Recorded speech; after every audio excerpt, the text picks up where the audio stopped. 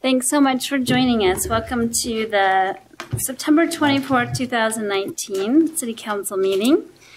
Please let the record show that all council members are present, with the exception of Chair Nadolski, who is asked to be excused.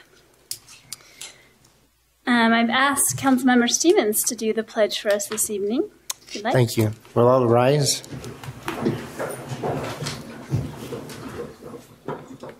I pledge allegiance to the flag of the United States of America and to the republic for which it stands, one nation, under God, indivisible, with liberty and justice for all. I just want to make sure to welcome all the diversity commissioners that are out there in the audience. I'm sure they'll all get introduced here in a little bit. Thank you so much for coming. We really appreciate it. One item of note, this evening we have a housing fact-finding scheduled for 7 p.m. So we'd like to just make sure everyone knows, depending on the time that we have for the council meeting, we may have a recess and go into that fact-finding session at around 7 o'clock. Depending, the last couple weeks, our sessions have gone quite late. So we want to make sure to get to that housing fact-finding session around 7. So we'll see how we proceed in the schedule, and just so you're aware, for public comment, for example, part of that may end up after that, or maybe the reports from the Planning Commission. We'll have to see how the time goes. Please join me in a moment of silence.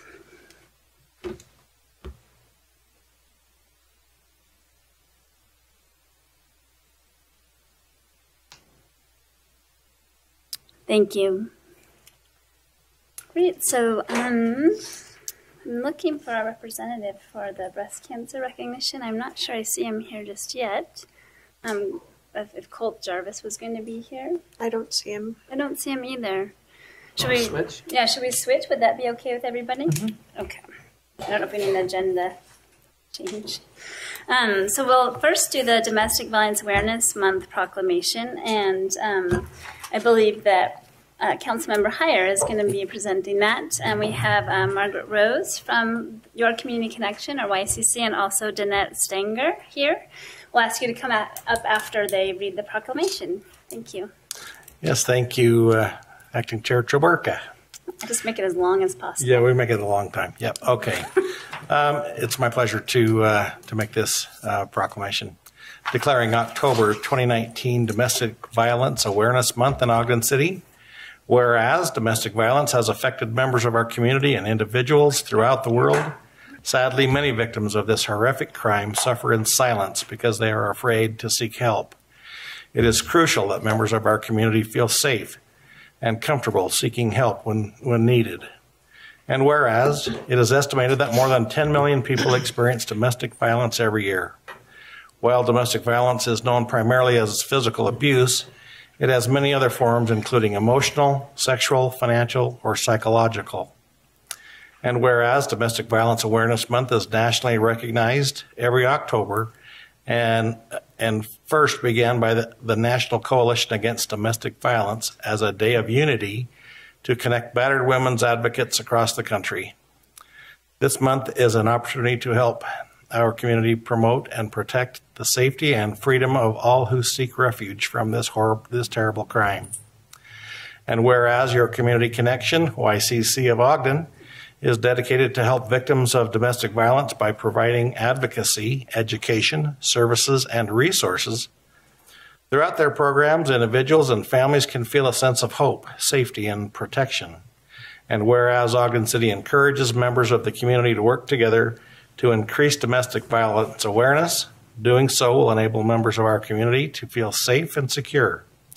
Now, therefore, be it resolved that the Ogden City Council and Mayor Michael P. Caldwell hereby proclaim October 2019 Domestic Violence Awareness Month in Ogden City. And we encourage residents, schools, businesses, and community groups to recognize the importance of domestic violence awareness. We appreciate the efforts of YCC of Ogden and all other institutions and organizations that encourage domestic violence awareness throughout our community. So I would make a motion that we adopt joint proclamation declaring October as Domestic Violence Awareness Month in Ogden City. I second it.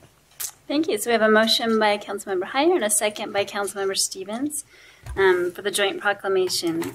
This is a voice vote. All in favor? Aye. Any opposed? Thank you. That passes.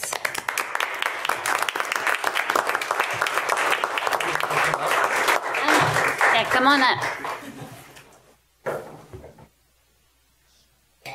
Start on this end.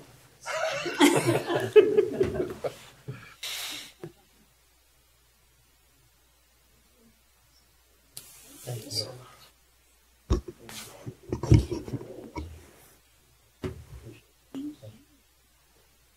Keep coming. Keep going. Thank you. Thanks so much. Thank you. My hands are very cold. Thanks, Margaret. I have to see like that. And then we'll do a picture, if you don't mind. Right there. Right there. We stand in front? Yeah. With our Cheater. They're not that. She's learning. She's I just know, right I'm next to getting that guy. You're learning. Yeah. Yeah, right here. Come on.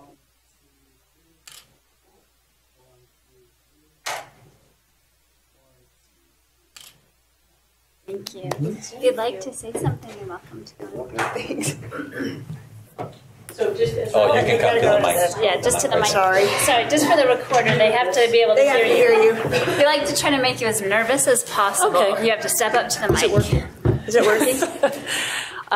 Just as representatives of the YCC, I want to thank you very much. It's not every city recognizes domestic violence as a significant issue in their community, and the fact that Ogden City Council does and partners with the YCC and has for many years is really exciting to us. And I'm grateful to be part of this community and doing the work that we have, that we will continue to do, that we have done for many, many years. So I'm really fortunate to have Danette on our team and working alongside us. And we are just so grateful, not only tonight to have you present this proclamation, but for the good work that Ogden City does day after day. Ogden City has continued to be a leader in solving this public health crisis that affects so many through expanding their systems-based advocates, by having innovative programs through their justice court and the district court, but also they're always leaders when we do new projects like the lethality assessment protocol. Ogden City was one of the first people that joined onto that, and they have made such a remarkable difference. So we appreciate your support tonight, but we also appreciate the support we feel every day. So thank you on behalf of our community, on the staff, but especially the clients that this impacts, and we're so grateful for you. Thank you. Thank you. Thank you. Thank you so much.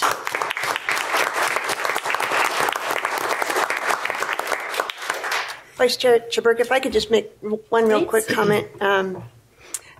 Margaret's new to our community, although she still lives in Salt Lake. She drives up here too as the new executive director. And I just want to also say that it's not just an area for domestic violence. It's a shelter for child care. It does family enrichment, and working with our homeless population as well. So it's an honor to be Margaret's friend and learning a lot about the YCC. So I appreciate you doing that as well. Yeah, and I really appreciate it too. I work with you all in my day job, but also I just found out, I guess, about a year ago that they have a thrift shop there. So make sure you go shopping there to help their efforts too. I learned a lot about the YCC from Julie, of course, and there is a need, and domestic violence is a serious problem. It's nice that we have some awareness of that. It is devastating to people to have unjustified violence against them, and appreciate all that you do. Any other comments? Okay. Thank you. Well, we just had word that unfortunately Colt won't be able to join us tonight, but we'll go ahead with the recognition for Breast Cancer Awareness Month, and that is Councilmember Blair. Yes, thank you. This is a joint proclamation of the Ogden City Council and Mayor declaring October 2019 Breast Cancer Awareness Month in Ogden City. And it reads, whereas breast cancer continues to take its toll in our community and throughout the world, all too often the signs and symptoms of this disease are overlooked. It is crucial that our residents are aware of the symptoms of this disease and the necessary steps to prevent it. And whereas, other than skin cancer, breast cancer is the most common cancer among women in the United States. Each year, the month of October is dedicated to increase awareness of this disease, encourage early detection and preventative measures, and to raise funds for research. And whereas Breast Cancer Awareness Month is an opportunity to spread awareness and to educate our residents on the importance of screening and early detection. The overall health and well-being of members in our community is crucial to the growth of Ogden City. And whereas the American Cancer Society is an organization devoted to saving lives by fighting to eradicate cancer, they provide research, screenings, cancer education, encourage prevention, and promote healthy lifestyles. And whereas Ogden City encourages members of the community to work together to increase breast cancer awareness and to wear pink in support of those who are suffering from this disease. Doing so will unify our community and ensure the health and safety of our residents. Now therefore be it resolved that the Ogden City Council and Mayor Michael P. Caldwell hereby proclaim October 2019 Breast Cancer Awareness Month in Ogden City. We encourage residents, schools, businesses, and community groups to recognize the importance of breast cancer awareness. We appreciate the efforts of the American Cancer Society and other institutions and organizations that encourage breast cancer awareness and prevention in our community. And with that, I will go ahead and make a motion that we adopt this joint proclamation. Second. Ooh, that was a tie. I have the pink ribbon on. Yeah, and he already had a speaking part, you know. So we have a motion by Councilmember Blair and a second by Councilmember White for the joint proclamation for Breast Cancer Awareness Month.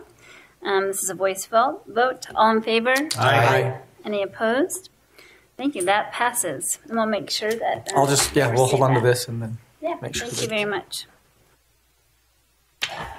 So now we have a request to be on the agenda. Viviana Felix is going to present the Diversity Commission's fiscal year 2019 annual report and fiscal year 2020 action plan. Thank you, Viviana. And I hope we'll introduce all the the commissioners that have made the effort to come. I really appreciate it. Vice Chair, maybe she could do that first. Oh, whatever you'd like. I don't know where it was on your schedule. So I know some of them were able to make it today, but for those of you that don't know me, my name is Viviana Felix, and I work here in Ogden City, and I do staff the Ogden Diversity Commission. Today, present, we have our chair and vice chair, so Chair Priscilla Martinez, if you want to wave or stand up, and our vice chair, Jeremy Shinoda. And then we have Commissioners Kathy Darby, Taylor Knuth, Wesley Boykin, and Amy Noshirvan. And did I miss anybody? No. So I think that's who we have today. Great. Thanks so much for coming, everybody. First of all, thank you for having us and allowing me to present to you our annual report. The Diversity Commission continues to be active in our community and has done so since it initiated back in 2017 through mostly outreach efforts and, as of this year, community events. We continue to meet on a regular basis, and we continue to invite organizations and different entities to our meetings to learn more about the work that is being done here in Ogden. So here's everybody that currently sits on our commission. We do have Commissioners Kai Halos, I always do that, Oscar Mata, and Betty Sawyer, Adrian Andrews, who weren't able to make it today. Also Commissioner Jason Stokes. To help the Commission overall address some of the needs and concerns in the community, we have functional committees, and we currently have 3 of them. Outreach being chaired by our Vice Chair, Commissioner Jeremy Shinoda. And this is probably our most active and visible portion of the commission. The outreach committee essentially goes out into community events and hosts a table at these community events or helps sponsor in some way efforts. Our Vice Chair Shinoda does a great job at keeping a calendar of dates and information that happen here in Ogden City, and that really keeps the commission engaged with community events. We also have our committee looking into the topic of poverty in Ogden City, and this is chaired by Commissioner Amy Nasherbon. Although the Commissioner Nasherbon recently got appointed as the chair for this committee, they have outlined different participation that they will be doing in collaboration with current organizations and entities that work on this topic in Ogden so that they themselves are informed and can better support these efforts. Lastly, we have our Employment and Resource Committee, which just got assigned a new chair, which is Commissioner Wesley Boykin. And we're working on that, on a name and a new strategy for that, but essentially it is to bring community and resources together, whether that be an event or a committee, or we're working on what that will look like. So some of the highlights from last fiscal year, so counting from June of last year, or July of last year to June of this year. These were some of the highlights that happened, and that the commission, the Ogden Diversity Commission, was able to help facilitate or collaborate with. One of the biggest highlights was the support that the commission was able to give to the Christchurch Community Vigil that happened out in the footsteps of the municipal building. We were able to collaborate with our Ogden Muslim community to create a space where people could come together and talk about this event and the tragedy that happened in New Zealand. Our second event that happened was an attempt to re-engage the community that started the conversation on creating the Ogden Diversity Commission or something like it. And this happened in April, and we had a community dinner where we invited old and new friends to have a conversation on kind of the process of getting to the Diversity Commission and what has happened since the inception of the commission and what we looked for moving forward. This is also an opportunity for the community to engage in one of our functional committees, either by supporting or wanting to be on that committee. We have our Spring Forward Job Fair, which was job fair and resources, and it was targeted towards ages of 14 to 19 to kind of prepare our young adults for the job force and to give them the skills that they would need to be good and successful employees. We were able to collaborate with Weber State University, including the Community Education Center and the Career Services, who actually had some workshops for the young adults. And finally, we launched our Facebook page, which if you haven't liked it already, please like it. It would really help. But this is an opportunity for the commission to interact with our community in a different way. We post resources relevant to our community, as well as inform them of opportunities, whether that be events or workshop or something of that nature. So for the fiscal year of 2019-2018, the commission will be working towards the following. Citywide initiative involvement, which consists of communicating with administration and city council on the availability and utilization of the Diversity Commission for citywide initiatives. And it's just to offer a perspective on items that can be anything from strategic plans to community development to event ideas. It's just to utilize the commission more and bring in that perspective that can maybe help enlighten some of these ideas. With the census, the commission plans to promote this at our outreach tabling and also support and help educate our community. We do understand that there's still fear, although that there is no citizenship question on the census. However, that fear still exists, and trying to lessen that fear in hopes to get a complete and accurate count. Employment and hiring practices. The commission would like to develop best hiring practices that could be used across the city. This includes partnering with agencies to see what they are doing in regards to diversifying their employment pool and looking at equity plans so that we can share best practices across the board. With communication, this just includes developing and maintaining a formal communication and approval process to deliver information to the mayor, administration, and as well city council. We have that already in the works and hope to share that with you all soon. Expanding public meetings and our attempt to engage audience. We recognize that our regular meeting time is not very convenient for a lot of individuals, so we have established quarterly meeting times that will be held in the evening.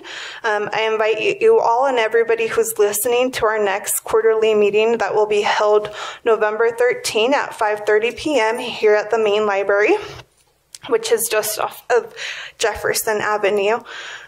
And finally, just leveraging current resources. So we hope to use the commission's capacity within Ogden City to provide information to Ogden residents on current community resources such as immigration assistance, food banks, low-cost medical assistance, and many more.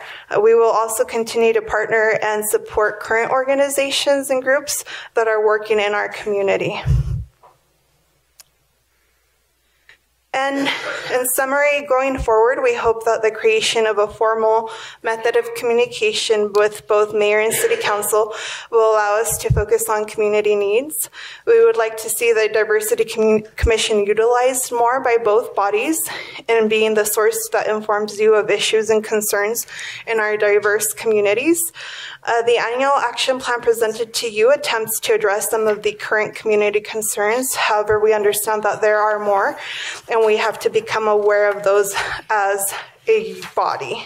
And by body, I mean Ogden City in general. So with that, I thank you for your time. That's it. Thank you. Any questions or comments for Viviana? I think she did an outstanding job. Appreciate that.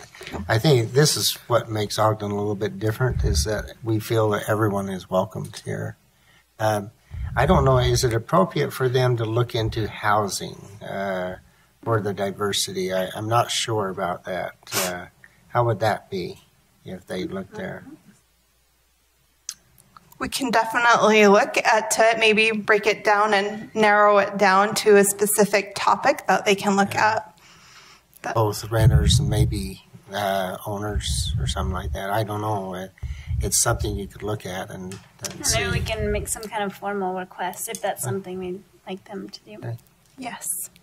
Any other comments or questions?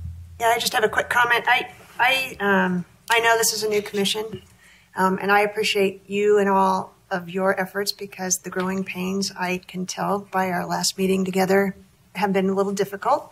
So hopefully we can, by using this action plan or this annual action plan concept, actually help us move you guys forward and us forward as well. So I appreciate you guys coming to us, because it's not always easy to knock us in the head and say, hey, we need a different process. So thank you. Yes, of course.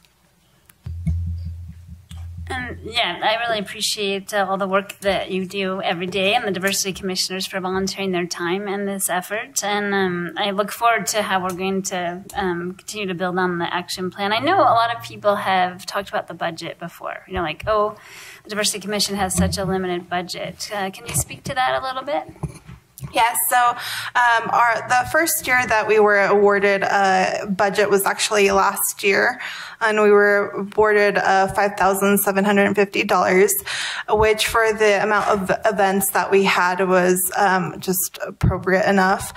This year we have taken a different strategy. Instead of doing like a strategy for 2 to 3 years, we're working more on a 1 year basis. And so it will be interesting to see how that budget that we have, it's the same amount, will play into this new action plan. So do you feel like you need more budget, or? I can't say right now because a lot of it is leveraging current resources available in the city. So we are already as a city working on the census, and already as a city working on some of these other projects. But I mean, if we do need money, we will ask for more money. We would hope you would. Yes. Thank you. I really appreciate it. Thank you. Thank you. Good, so it looks like we have some approval of the minutes. So we have the closed session of February 19th, 2019, regular meeting of April 2nd, 2019, and work session of April 16th, 2019. That's Councilmember Heyer. Yes, I have reviewed those and found them to be accurate to the best of my recollection. And the regular meeting of April 23rd, 2019, Councilmember Blair. Yes, I have reviewed those and found them to be accurate. And the joint work session of May 21st, 2019, Councilmember White. Yes, I've reviewed those and found them to be accurate as well. And the regular meeting of May 21st, 2019, Councilmember Stevens. Yes, Vice Chair, they're correct. And finally, the regular meeting of May 28th, 2019, Councilmember Lopez. Yes, Vice Chair Traverka, I reviewed the minutes, found them to be accurate to the best of my recollection, and I move that we approve the minutes. Second. So we have a motion by Councilmember Lopez and a second by Councilmember Blair to approve, excuse me, the minutes. And is this a voice vote? Mm-hmm. All in favor? Aye. Aye. Any opposed? Great, thank you. That passes. Now we have on the agenda common consent for Ogden City Arts Advisory Committee. Do we have a presentation for that, or is it just the common consent? Okay, Just great. common consent. Both those items will be Great. one motion. And then also the Ogden Trails Network Committee. So it's appointments and reappointments for the Arts Advisory Committee and appointments for the Ogden Trails Network. Vice Chair Traverka, I would make a motion that we approve the common consent agenda as it's listed. Second. Is there any other discussion about that item? No? All in favor? Is this, yeah, all in favor? Aye. Any opposed? Thank you, that passes. And we really appreciate the volunteer work of those committee members. We couldn't do all that work without you. Now we have reports from the Planning Commission, proposed rezone at 2633 Adams Avenue. And Greg Montgomery is stepping to the podium.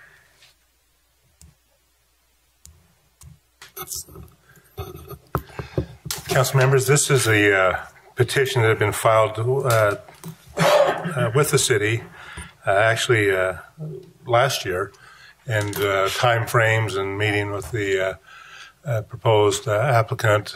There were some delays that took place. The Planning Commission finally reviewed this item and in February of this year, and has forwarded their recommendation on to you for consideration tonight.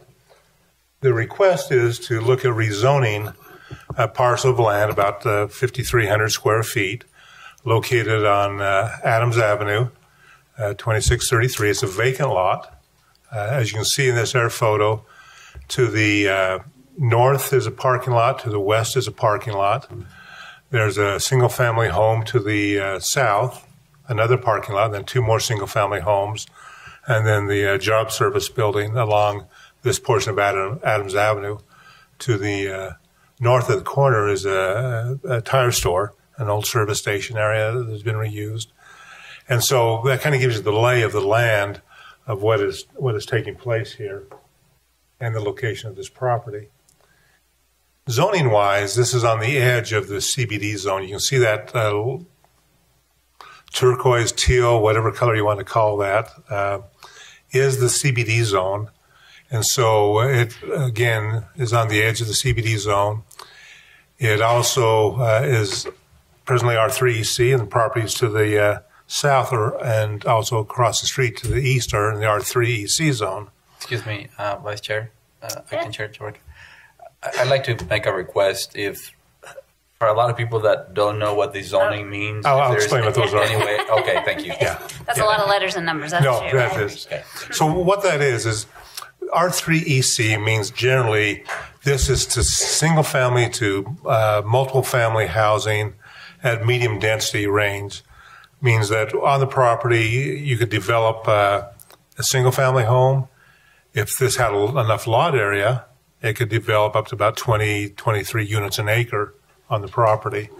This property, however, is only 5,300 square feet, so it only can be developed as a single family, though properties around it, especially to the east, have developed into apartment buildings. The zone also allows, as I said, multiple family buildings. The height limits are 35 feet, 2.5 stories, if a single family home were built on the property. If multiple family was built, it would be 4 stories would be the limits. The CBD stands for Central Business District. And what that zone allows is a variety of commercial and residential uses. And so that mix can take place either on one lot. You can have a commercial use on part of the building, residential use above it, or strictly multiple family residential. There is no height limit in the CBD zone, though a lot of it, how big a building would be dependent on the piece of property that's underneath it and how they can utilize it to meet parking and the building footprint. So those are some things that kind of control what development may occur in the future. So this property is kind of on the edge of those two different zones. So those activities can happen to the north and to the west of that now. Or if it's rezoned, that can become part of that property potential, especially when you've got parking lot on either side of it. The question is raised is, would someone build a single-family home on that lot, given those commercial uses around that property? So that's the reason why a petition was filed, to kind of address that issue. So again, there's the commercial parking areas that exist. There's the property. And you can see how over time this side of Adams Avenue has transitioned. What had been a residential area on both sides of the street, there's only 3 residential properties left that are utilized for that on the west side. Everything else has become commercialized. And that's important to understand when you look to the east side of Adams Avenue. You see those number of apartment buildings that have been built along Adams Avenue, that this area is kind of a transition area of a lot of different things happening. And so there's not a consistent one type of development that's taken place in this area over time. This was the reason that one of the commissioners voted against this project. His question was, is there the continuity and the balance between both sides of the street? And that shouldn't the zoning look at that balance between? If you look at just go back and look at the zoning, you can see even on Adams Avenue to the north, on both sides is zoned commercial CBD, commercial. And so when you talk about balance, where is that balance? Because even as you cross 26th Street and go south, the first 3 lots, even on Adams Avenue, are commercial, are CBD.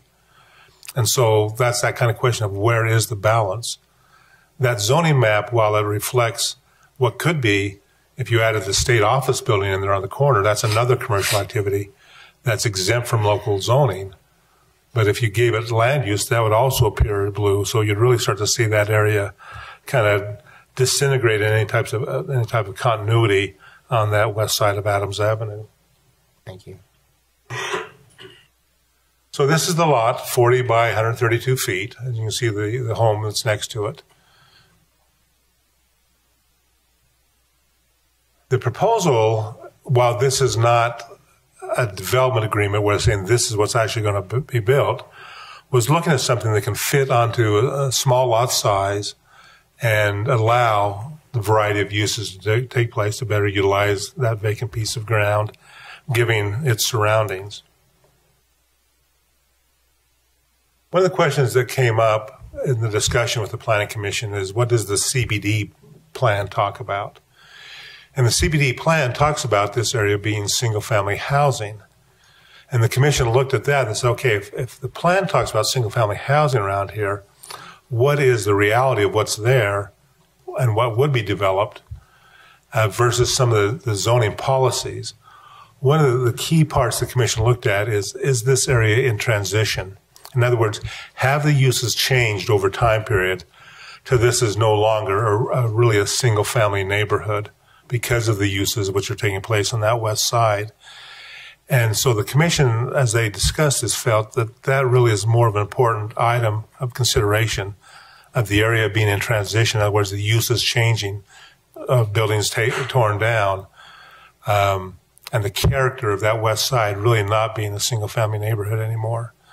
And so as they looked at that and balanced those policies with what the plan said, they really kind of leaned towards the majority of them rezoning.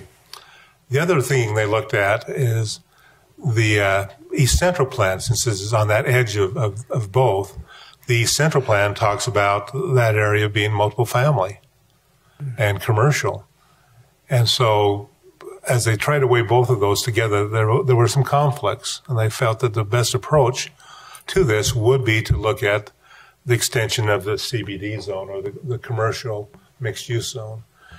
They are recommending to you in a 7-to-1 vote to rezone the property from R3C to CBD, from the multifamily residential to commercial residential. The no vote by Commissioner Herman was concerned about the symmetry of the uses on either side of the street, and that not all CBD uses would be appropriate in that location. To that last point, I want to make explanation that since this was approved, the city had established a pending ordinance in May. And some of those incompatible uses that were discussed at the meeting, such as service stations, convenience stores, drive-up windows, those things are being eliminated from the CBD zone. And you'll be receiving a recommendation on that soon. But some of those items were brought up in that meeting back in February, have now been addressed by another ordinance which will be coming to you for consideration, but which is basically in effect because of the pending ordinance that has been published back in May of this year. So that addresses some of that lower portion of appropriate uses by eliminating some uses which may not be appropriate in that area.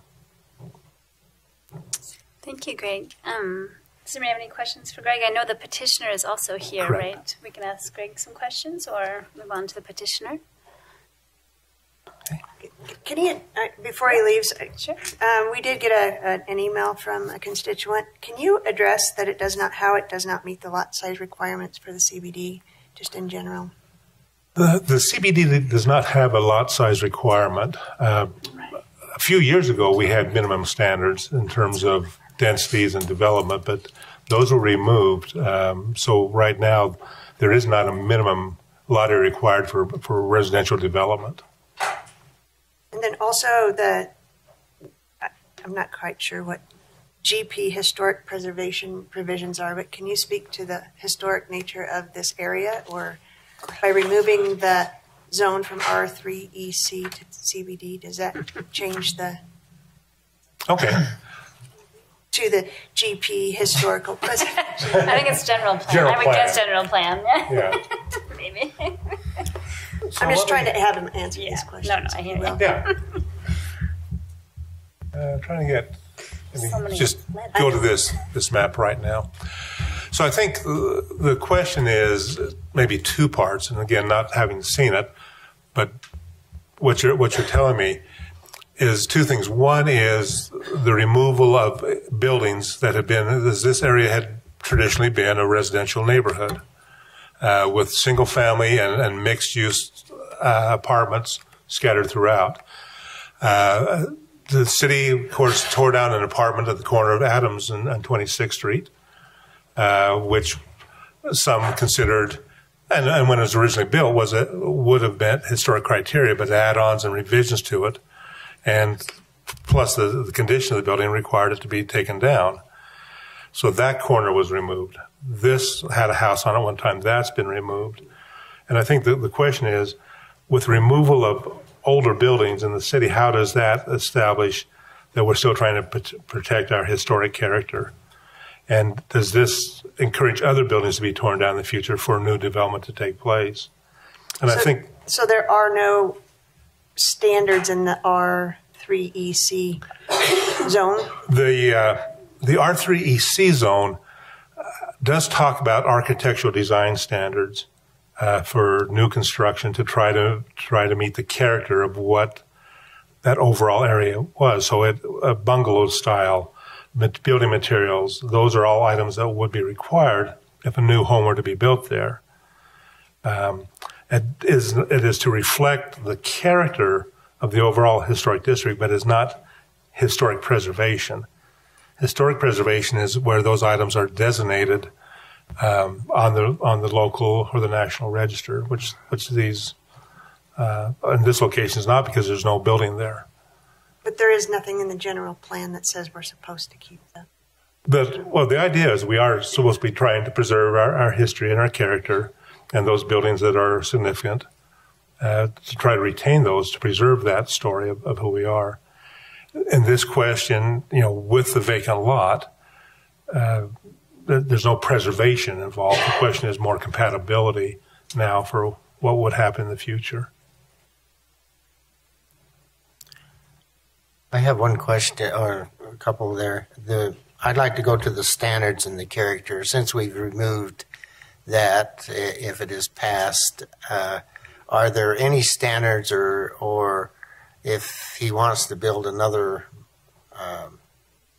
building on there that would be required housing, are there any standards that he would have to go by that would add to the character of the neighborhood?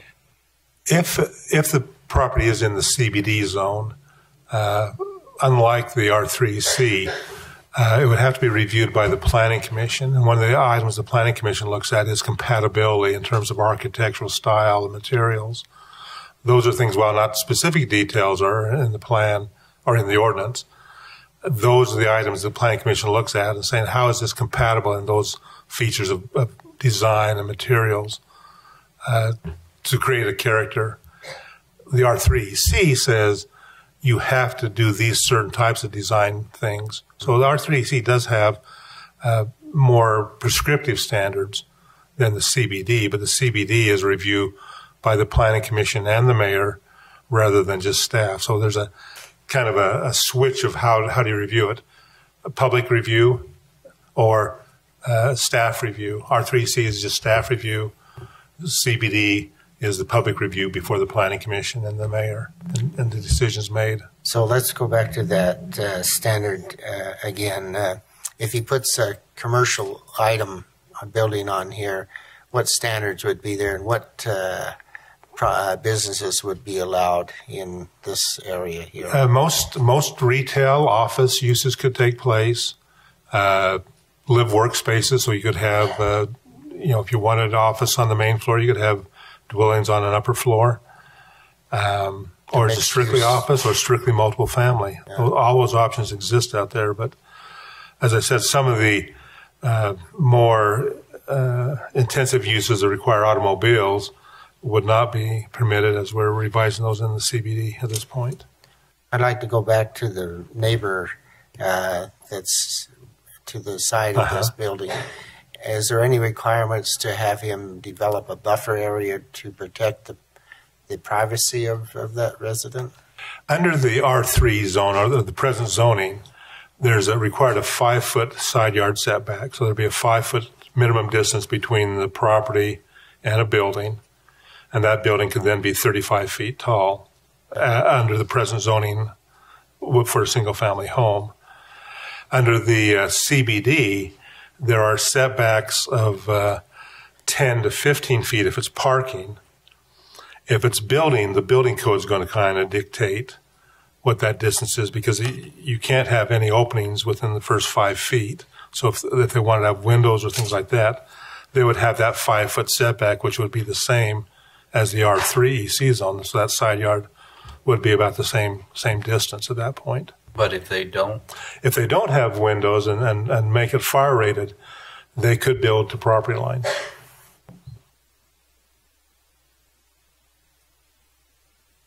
Sounds like we might have some questions for the petitioner. Okay. Maybe? Just one more question. Sure. Can you please repeat or even just expand just a little bit more about the dissenting vote? I think you said the commissioner was concerned about the symmetry or something like that. Yeah. Having the same zone on both sides of the street and having a balance of the same type of uses. So that's symmetry of what's on the east side being on the west side. Okay. And as I explained, even between 26th Street and going south, the first 3 lots are CBD, or are commercial on both sides of the street. And then that CBD goes a little bit further on the west side. Can you please, can you go back to that map? Yeah, right there. So that brownish color is the R3 EC. So you can see 26th and Adams. So as you go south, the first 3 lots on both sides are commercial. Then another lot on the west side is commercial. So why not do the whole block CBD? I think one of the things the Planning Commission looked at, and that there's always a possibility they were just reacting to that petitioner's request. Okay. Thank you.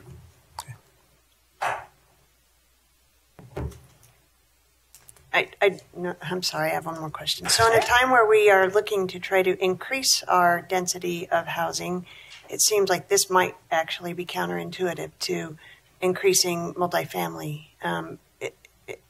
Was consideration given to that? Well, actually, I mean, that's what the CBD would do. It would allow multiple family where under the present but only zoning. if they use it for multifamily, right? Huh?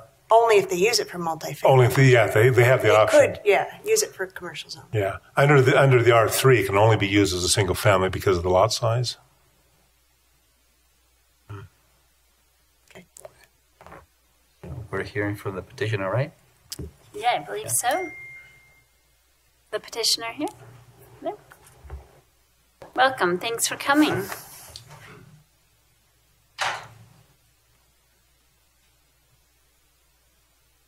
If you don't mind just stating your name for the record, that'd be great. Sure. I'm Mark Steffen. I'm the petitioner.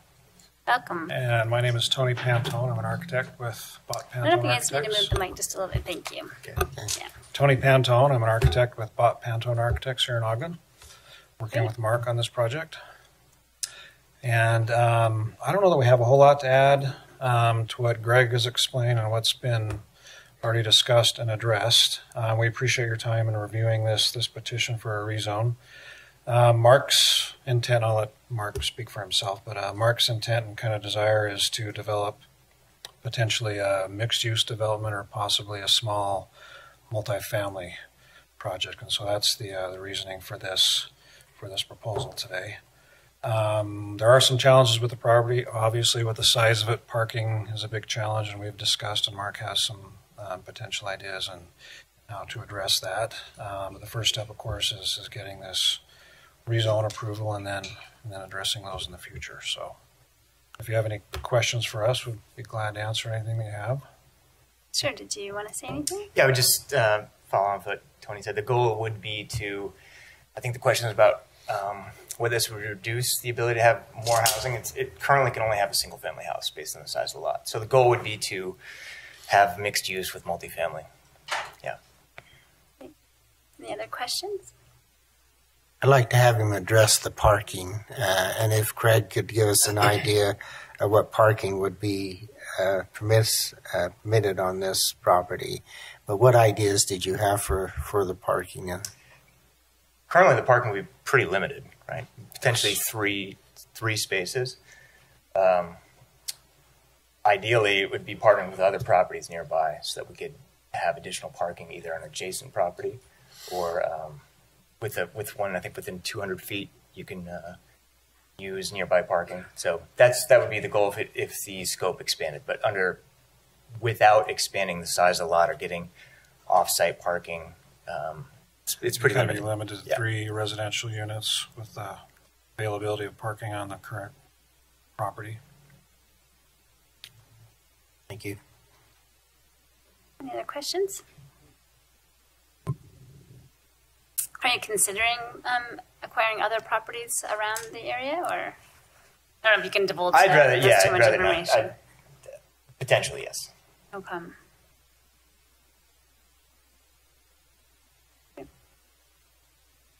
All right, well, thanks so much for coming. Okay, Looks thank like you. we Thank have you. questions. I have one more question for Oh, Greg. For Greg, if you don't mind, Greg. And then we'll have public input.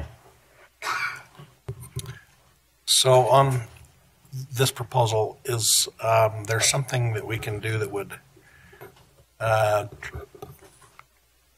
ahead and approve the rezone if the thing goes through? You know, I guess I'm not finding the right words, but if they're not able to figure out how to use that property that requires the CBD, could it just remain R3EC? Generally, you'd probably put a note that you'd like to revisit it and consider whether to rezone it back after a certain time frame. I don't know that you'd make a contingent upon this happens, but you'd approve it and then just say, we'll revisit again, because you can always change zones. Sure. And if you feel that you've looked at it at this point, it's not meeting it, it still sits vacant, you could always go back and rezone it again. Okay. What about the parking? That was brought up there. Is there a standard for this on the parking issue? So parking right now is defined for residential 1.5 stalls per unit. There are provisions that the Planning Commission can grant reductions of the parking if it finds certain criteria are met. Commercial parking can occur with a lease from other parking areas within 500 feet. So they can meet the need for commercial parking by having it off-site. And again, there's parking lots around them. They might be able to work out something with those people in terms of, because those lots aren't really heavily utilized. Okay. So those are options they have. That answered my question. Thanks. Any other questions over here? They're consulting. Thank you, Greg and petitioner. So this is now we'll accept public input on this item, and it's only about this particular item, the rezone at 2633 Adams Avenue. If anybody has any comments about it.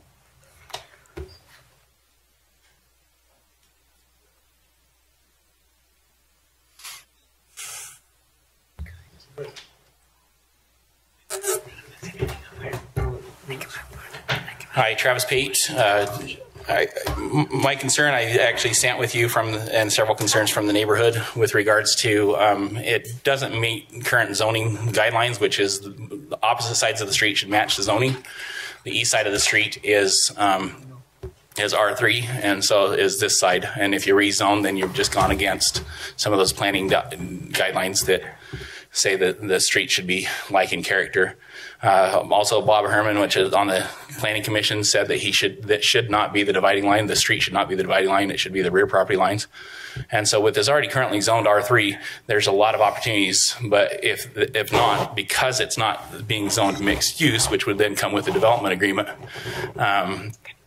then there's not a transition between CBD and residential property. And we've talked about having a CBD overlay zone. That's yet to come into fruition.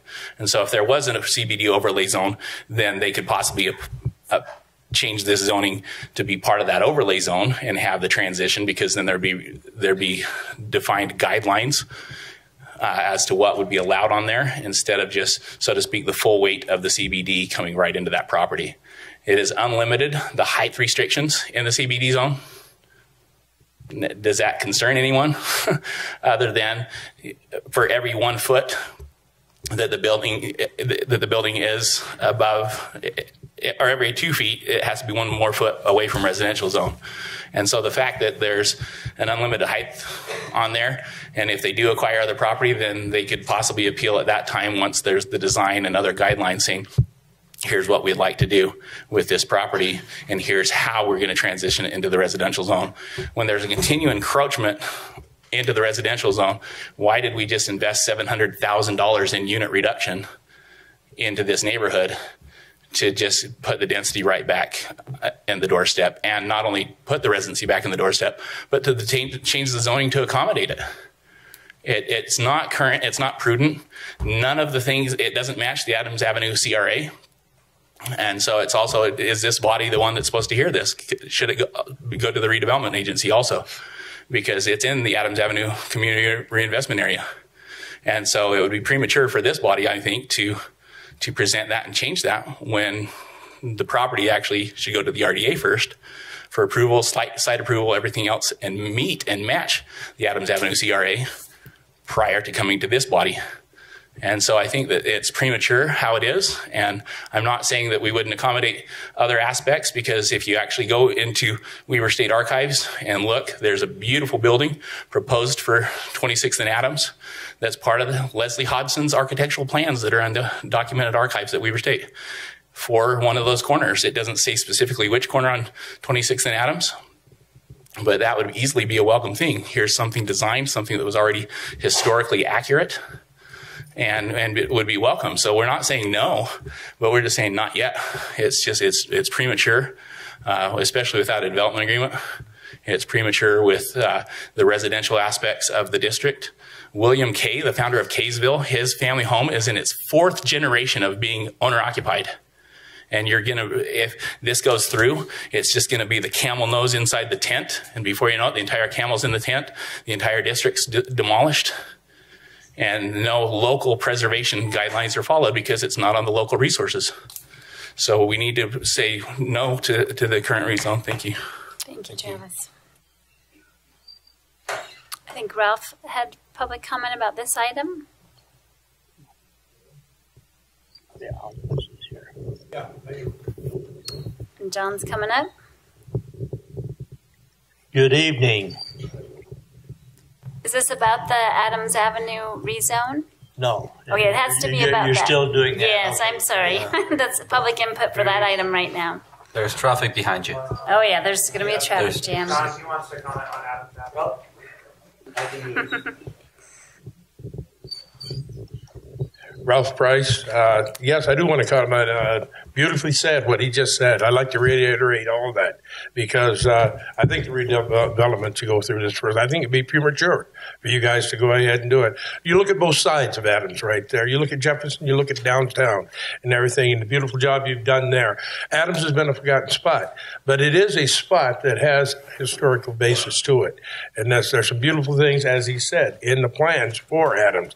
I think it would be just atrocity to go ahead and give an approval and remove this and change this at this time when we don't have it fully researched on it. Now, one of the things I want to bring up too is that I believe this would be a key issue with the minorities and with the diversity of that area right there. You did the things that you did for Jefferson. It turned it completely out of the range for any minorities or anybody else to be there.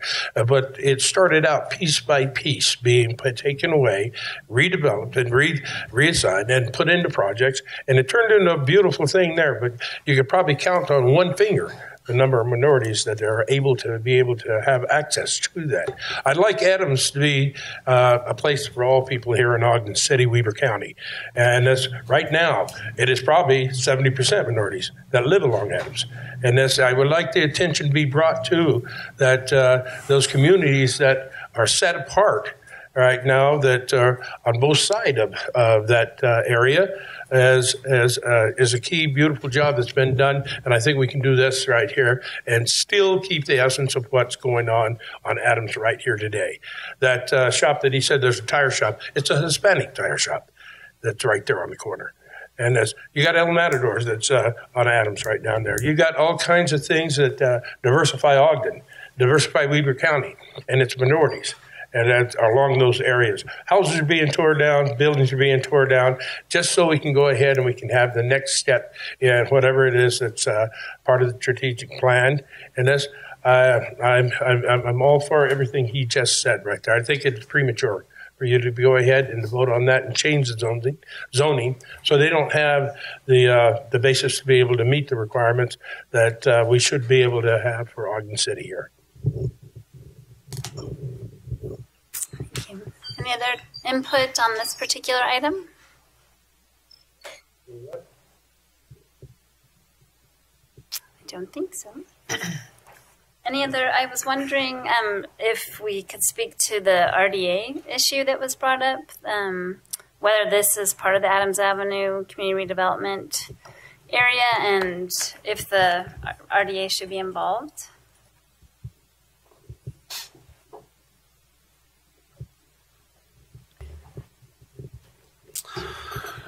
Well, there is no RDA money being requested or into this project, so there is no review by the RDA on those type of things. While there are two separate items looking at the same area, it's based on what are they trying to accomplish. One through RDA funding and RDA projects, or one through typical zoning and city processes.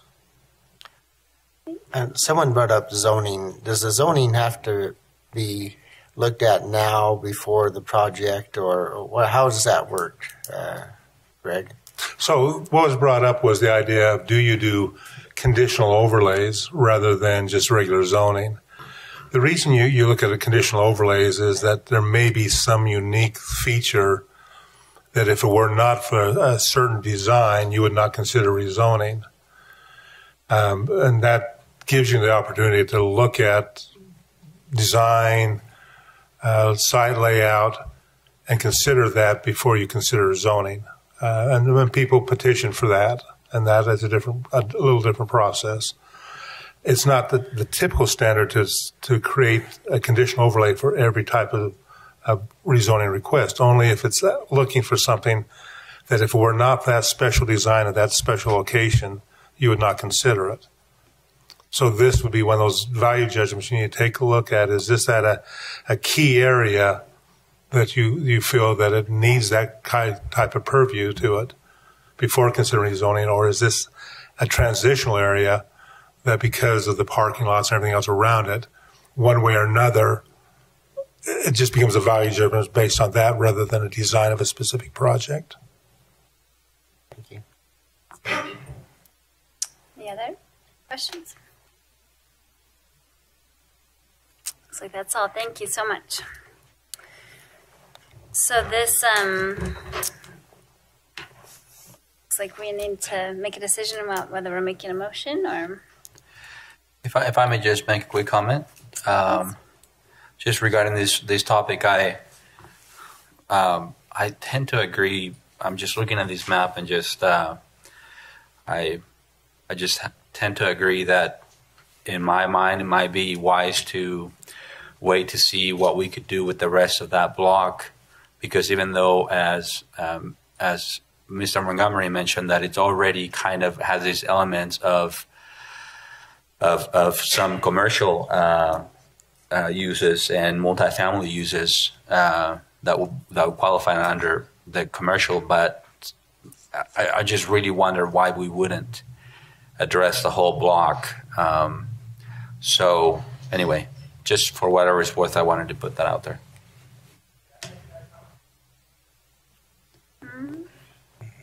Not usually. Thank you. Yeah, thank you.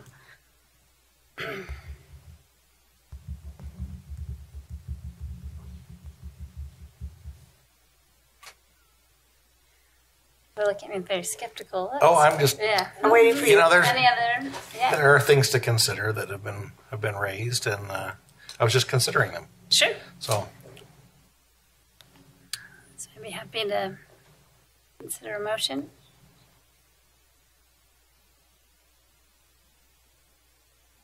Are you considering, or you've got that considering look? Overall, I actually am not too opposed to that. I think this is an area that's in transition is in transition. It's in transition because it's in transition, not because we're making it be. Yes, we could probably stop it, but that would generally just stop everything. I'm looking for, I'm trying to imagine anybody buying this property and putting a home on it, something that would fit the zone, and I just can't see that happening. So that's why I really appreciate Travis's thoughtful consideration of those things and the things he just brought up. I guess I just don't agree. So that's really where I find myself. And I would make a motion if you're ready, unless somebody else has something else to say. I guess, my only concern is that, it sounds like there might be some other things in the works, and so we're not really sure what that is. And does it hinge only on this particular decision, whether those other things might happen? And since we don't know what those are, I just feel a little bit like, I'm not so sure, Yeah. I don't know. But, yeah, I'm happy to take a motion. Okay, then, Acting Chair Traburka, I would make a motion then that we adopt proposed ordinance 2019-43. I second it. We have a motion by Councilmember Heyer and a second by Councilmember Stevens to adopt proposed ordinance 2019-43, and this is a roll call vote. Councilmember Blair? Aye. Councilmember Heyer? Aye. Councilmember Lopez? No. Councilmember Stevens? Aye. Councilmember White? Aye.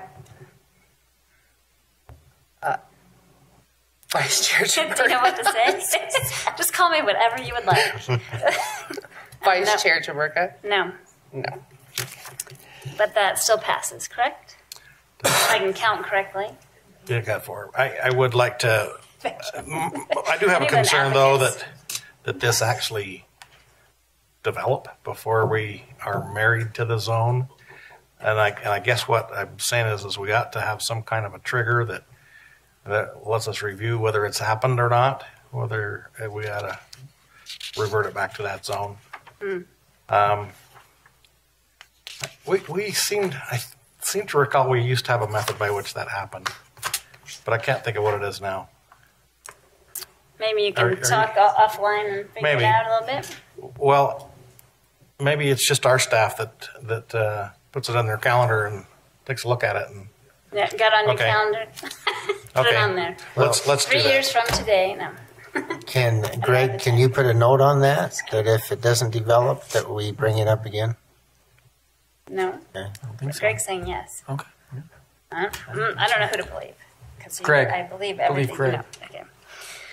Well, thank you very much. So, as we said there, I know there's a lot of people that came in a little bit late. So we were talking about recessing at this point for the fact-finding work session. But I'd like to kind of take a little bit of a poll. Maybe we should do that really quickly so we can get a gauge on how many public comments we might have from the audience. I'm not trying to force you to make a decision about whether you're doing public comment at this very moment, but we do have probably about an hour-long discussion about housing that we'd like to complete as well, and people are in attendance only for that too. So about how many people, by raise of hand, wanted to make public comment about any topic at all with the council? I think that that's reasonable to go ahead and move forward with that. There's about 6 people, so that's about 20 minutes or so. And then we'll be able to go ahead and go into the fact-finding session. And I really appreciate those of you that are here for the housing fact-finding session, waiting patiently with us. I really appreciate it. So you're welcome to come forward to the mic and just state your name for the record, and you have about 3 minutes to speak. Well, exactly 3 minutes. 3 minutes, period. All right. Hello, I'm Sophia Garza. I'll get right to it. Thank you. I don't understand what it's like to be an officer. I don't understand what it's like to be the spouse, parent, or child of an officer. I can only imagine the struggles they face on the daily. But I do live in a community that has police officers. Myself and everyone around me are affected by how policing is exacted in our community. Do the citizens being policed have no say? We've been told many times that the process of city government is slow, that it takes time, and we understand that. While we would like it to be faster, we understand that's unrealistic, but what we are really asking for is a seat at the table. We want to be a part of that process. We have attempted communications with certain council members outside of the meetings and have been met with little to no response to outright refusal to meet with members of our group. Chief Watts accused us of being individuals with pre-existing political agendas. I disagree. We're citizens participating in our government and trying to make change through the proper channels. Mayor Caldwell, I challenge you to make a seat at a table. Let us be part of the process. Listen to your constituency. We are trying to make a change for the better, and we're trying to do that in a positive way by coming to these city council meetings and participating in local government. There are a lot of other ways that we could go about it, but this is the way that we decided we could make the most change. And I think coming into it, we all had hopes that we would have more listening ears and that we would have more response from city council members, but mostly the mayor. And until we see change in that process, movement in that process, or we get a seat at that table, expect to see us every Tuesday at 6 p.m. on the 3rd floor of the Ogden Municipal Building in the City Council chambers. Thank you for your time. Thank you.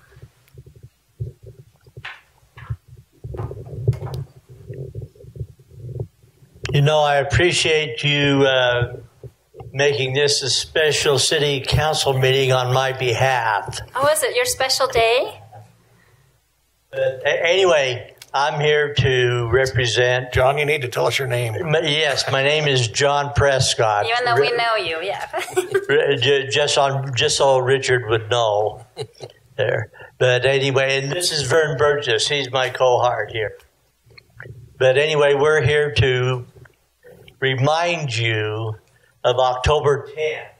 And we worked out a schedule to have you practice in the wheelchairs. Awesome. When is it? And but anyway, I just want to let you know that I'm excited about this. It's part of the American Disabilities Month, which is in October. So there's a lot of awareness going on in October, which I fully support. And this here is just one of them. And I can see this in the future as an ongoing activity in October. I'm going to turn time over to Vern to make a few comments. I don't need that. You do kind of. The recorder will need you to have the microphone for the record, okay? Okay. Thank you. We can give you a couple extra seconds here. I can deal with it. Thank you. I spent the first 70 days of this summer in hospitals, so I'm a little slow in getting back to you folks on this, but we're up against a problem with trying to get gymnasium time because of city recreation. Also, the different schools have got their games and intramural things. We know the story, okay? But I did find one opening, which is Marshall White. I got to hurry. I got 58 seconds. I found Marshall White to be accessible. I went in and looked. Everything's wheelchair accessible, so the roads to Independence can bring some of their people to watch you guys cream us in a game of wheelchair basketball. Sure. It happens to us all the time. Oh, I'm sure. Mm-hmm. Well, we don't perform crime. It's a crime how we perform. But we're looking at Marshall White. They want to charge us $30 an hour, which isn't bad. We're looking at like maybe $5.30 to $8 or $9. I've asked them to, I think it'd be a great idea if we were to advertise it well enough so that their people could come from that neighborhood and other neighborhoods, maybe give a donation, and the donation can go to Marshall White for whatever they need, if that meets with you folks. Other schools won't let us, other schools won't let us use the gym to raise money. At any rate, that's in the contract. But we're looking at March. We're looking at the 10th of October, Marshall White. If that meets with you, every Tuesday night from 6:30 till 9, we're at Mount Fort Junior High. I bring extra chairs. Come and get used to them. All of them have wheelie bars. I'm done. Ever get out of here by 9? Sorry, I went over. That's okay. You had a little maneuvering to do. Thank you. This is a great opportunity because I've seen it at Hill Air Force Base because I was on the committee that got it going at Hill Air Force Base, and it's been going on and on throughout these years. Thank you so much. Thank you for this opportunity. You bet. Thanks, Vern. John said he was going to let me use his chair for that game, though. Oh, no. Like the Segway. You like the electronic. I do. Yeah. I've tried it out before. It's pretty nice. Hi. Hello, I am Ruby Mercado. It is unfortunate that the family's emotions have been harnessed by a few with a pre-existing political agenda. These are words used by our chief of police, and I wanted to clarify that no one is pulling any strings on myself or my family in any situation. We have simply presented our concerns for the safety of our community that we are clearly a part of. Also, if members of the Ogden Police Department felt as though our concerns for excessive force meant that their lives were unimportant, then I believe that clearly shows there is a problem that needs to be addressed. Again, I mention this for the safety of our community and our officers, and Giovanni's safety should have also been a concern. Thank you. Thank you.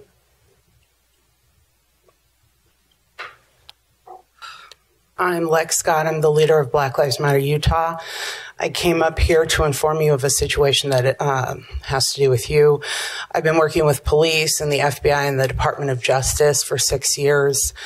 I just went to Washington, D.C., to Quantico, working with the FBI because the FBI prosecutes police brutality.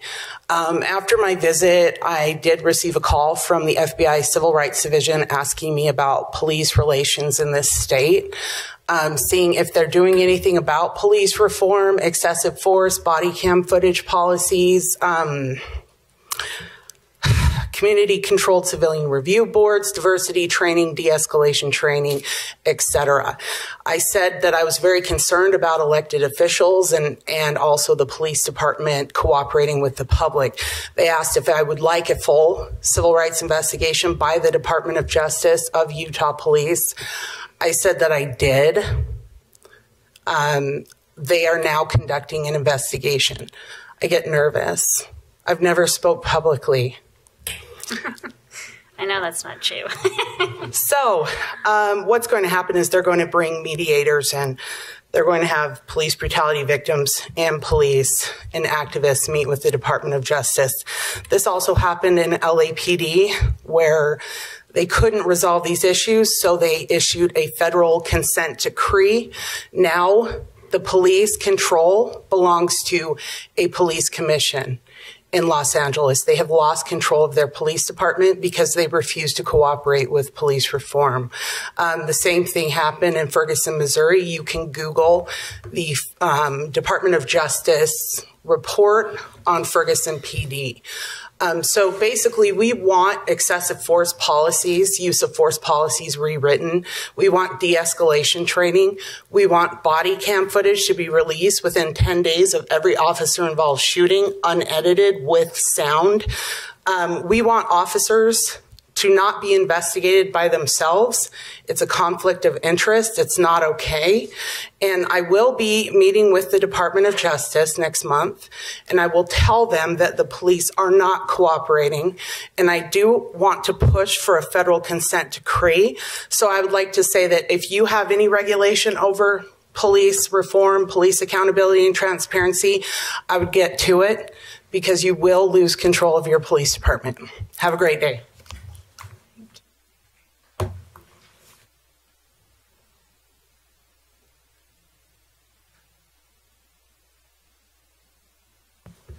Hello, my name is Davis Johnson. I live here in Ogden. My family owns Beehive Self Storage on Wall Avenue. I'm also concerned about the recent murder of Giovanni Mercado, and so I'm here to talk to you guys again about that. I'd recommend this book really highly, The New Jim Crow. It's a really awesome assembly of very well-known things about statistics in policing and incarceration. And one part that really sticks out, she talks about implicit bias and how even people who don't think that they are biased, people who would answer questions and indicate that they are not biased, when tested, still often have implicit racial bias. We do believe that there was race involved in the officer's decision to shoot Giovanni as opposed to detain him peacefully. And there's this part here about a test where one study involved a video game that placed photographs of white and black individuals holding either a gun or other object, such as a wallet, soda can, or cell phone, into various photographic backgrounds. Participants were told to decide as quickly as possible whether to shoot the target, as whether they had a gun or a different object. Consistent with earlier studies, participants were more likely to mistake a black target as armed when he was not, and mistake a white target as unarmed when in fact he was armed.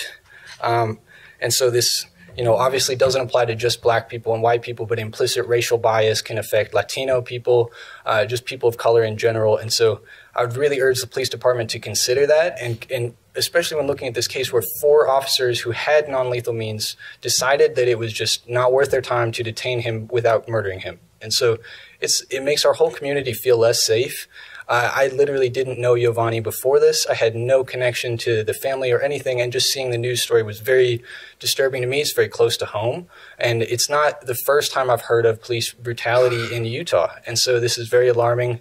I have no prior connection to the family, so I wanted to come speak again and urge you all to read this book. Just for the record, The New Jim Crow, and that part about the video game was on page 106.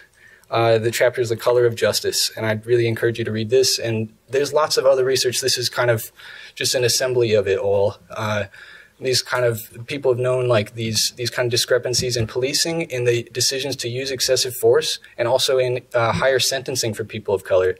There's a lot of great research about that stuff. So I just encourage you to look into it. The reason that this is concerning to all of us is because we recognize a larger pattern, and we're not trying to twist it into something that it's not for political reasons. This is just alarming to be part of a community where police wouldn't be listening to the community after something like this. So that's all that we want, is to be heard as a community. So justice for Giovanni. Thank you.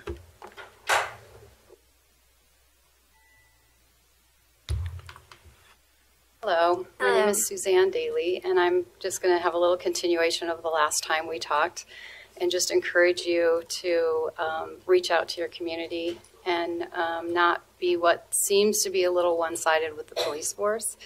I'm a middle child. I spent my life like getting people to talk to each other, and that's kind of what I see your role between the police force and our community.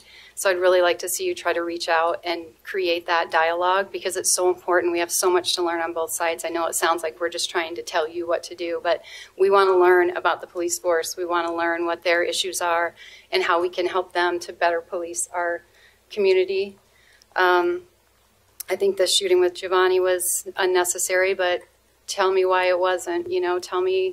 Tell me what was going on and why that needed to happen. And I think without that kind of dialogue, we can all learn so much and learn from each other. Ogden is such a diverse community, and it is so wonderful. I actually live in Salt Lake, but I love Ogden for the fact that the diversity here it has such a rich history, and you really need to learn about it and embrace it, and it can just make it better for everybody. So I strongly encourage that. Thanks. Thank you.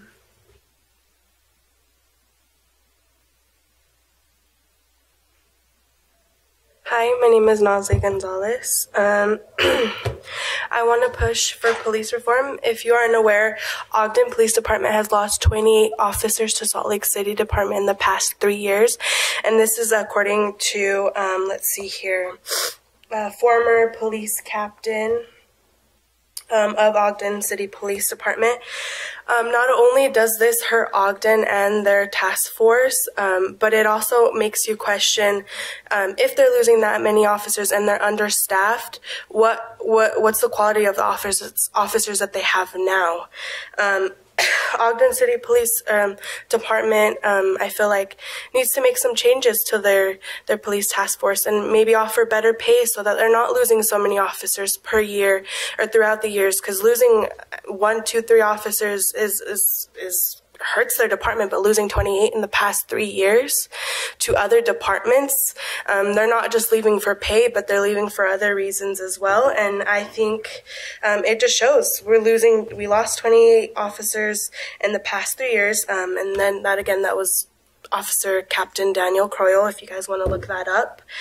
And I think it's a strain on smaller departments as they struggle to insensitize officers and are left with the burden of training new officers and have a less experienced task force. So I think that's something that we also gotta look up on and do more research on, as well as moving with police reform. What kind of officers do we have in our department? If they're getting a certain amount of training per year or whatever the case may be, how many hours apply to which categories of that training? And I just think, we need to push for police reform, and having a board would help that, so that we're able to speak out, we're able to be a part of the community and have relations with officers and feel like we understand where they're coming from.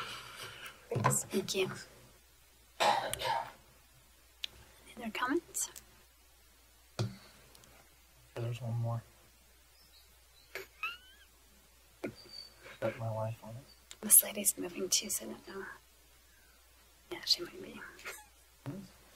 One more lady too. Maybe. First of all, respect to the family and board too, and council too. Ralph Price, 636 6th Street. I just want to say one thing on the situation of I've seen this movement both ways as far as the honorable way the family has been presenting an issue here and asking for this board and stuff like this. Your receptivity is to be commended, that we have this decorum and that we can speak out like this. And I'd like to see that. I'm going to, as I said, respected about it, but I'm going to go to a different area, and that being the diversity board. I just would like to see more from the mayor's office, Mr. Johnson, Mr. Caldwell. I'd like to see you be able to use them a little bit more outside the box to have community relations with the minority community. I hear a lot of things that are on the agenda, are things that about like it's a working department with inside the mayor's office. I'd like to see that it is a independent board and that it's an independent committee trying to bridge a gap with the mayor's office, with city council, with the counties. And that's that they are trying to be more on an educative thing so we can see more minorities here involved and interested in the arts, interested in government, interested in the programs and the different things that are available here. Also, I think you would learn that there is a lot more to the minority communities than what is being perceived at this point in time. The avenues that are being used are traditional.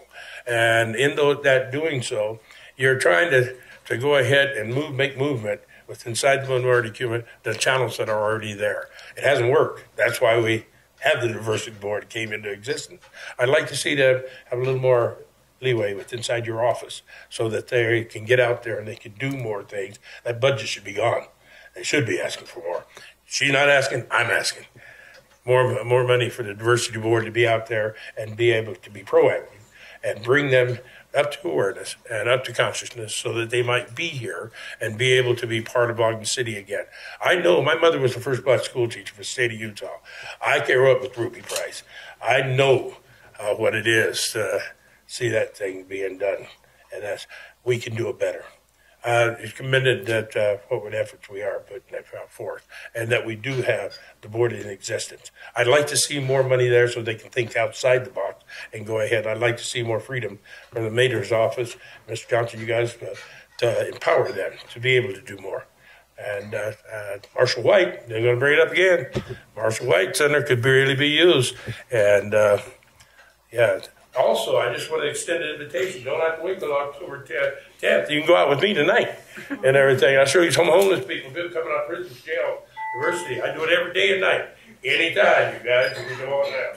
I'm not playing a basketball game, though. I hope you're there to watch. You can cheer on. I've been there. Now, you can come and have your turn, too.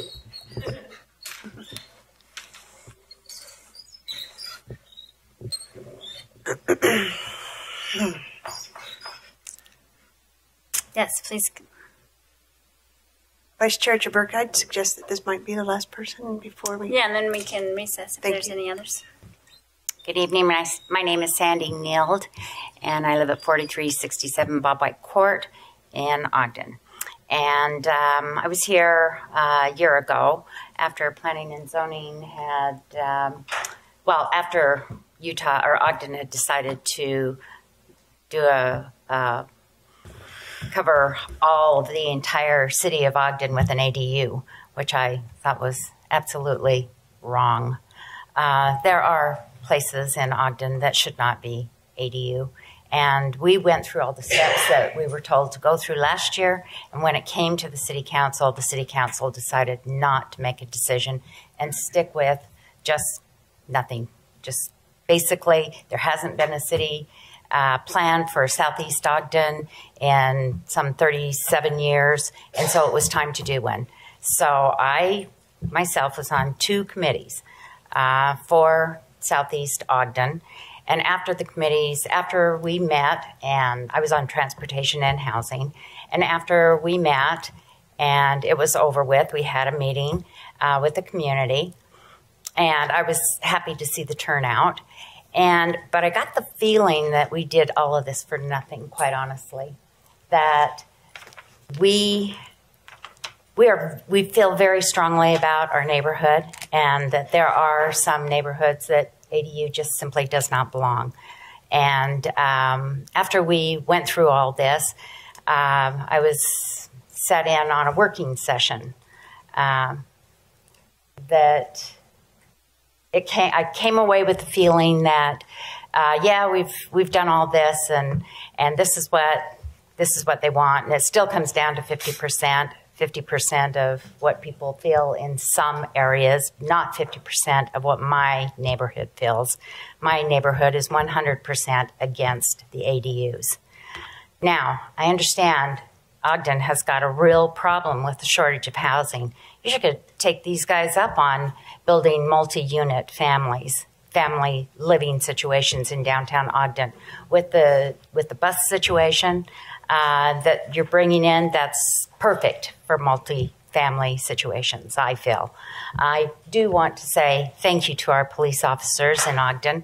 I can't imagine what it would be like to have a job with a target on your back 24/7. And I do have one other problem, and that is on the Planning and Zoning Commission, there's a person on this commission that is also running for mayor. I feel that that is a conflict of interest at the highest level. Not only is she running for mayor, but she's also trying to set up an ADU in her own backyard by building an additional house on her property, which I can't imagine that you can do that, although I was told that that was incorrect. You can do that. Thank you. Thank you. And if you want to hear more about those ADUs, you can stick around for the next part of our meeting. I will. Thank you. Thank you. So is there, if there's anybody else that has public comment? I have to listen to my granddaughter's book report. So when is that park? It's right now. Yeah. But you can also watch it on the stream, I believe, too. Thank you. Great. So take an hour. did somebody say they did have an additional public comment? Yeah, we're going to recess, if that's okay, this part of the meeting, and we'll go to the fact-finding work session, if that works for everybody. Vice Chair, you ought to mention that it'll be an hour, so if she can wait an hour, then that's good. But that's how long it's going to take. Well, she wants to be here for She wants to be here for part of the discussion. She Vice doesn't Chair? have another comment, yeah. So are we skipping our comments also after public comment? I think so, because we're going to go to the We are? fact-finding. Okay. Unless you would like to make a motion otherwise. Well, I don't want to make a motion. I just want to make a comment. But if I can make a comment without making a motion, then I'll make a motion. Go for it. I just want to say that after hearing public comment, every meeting that I've been here since I've been on the council, we respond to the mayor and us respond to the comments. And I don't know why we're skipping that. That's all. Because someone else has another comment. There's people We're not that still done. have comment. Oh, we're not done. Recess. Oh, Yeah. okay. All I right. apologize. Thank you. Yeah. Thank you. Okay. I really appreciate all the public engagement. I thought we were so- closing down the public comment and not coming No, back we're just to, recessing right now, and we'll come back to it Thank at the end. Okay? Great. Okay, so we'll move on to that. And so we're going to talk about different suggestions and recommendations from the constituents. And I believe our staff is Glenn coming over, or Janine. Somebody's coming over to do that.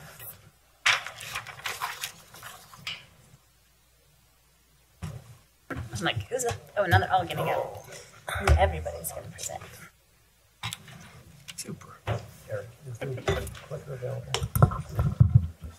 First of all, while you guys are setting up, I just want to extend my appreciation to the council staff for really delving into this housing topic for us and building out this schedule of special fact-finding work sessions, and then also actually creating the whole presentation tonight. I really appreciate all of your efforts.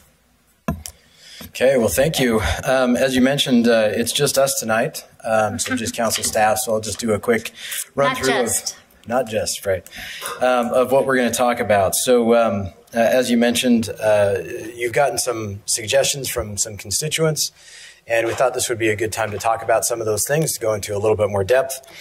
So I'll be talking about the inclusionary zoning. Amy will be talking about tiny houses and ADUs.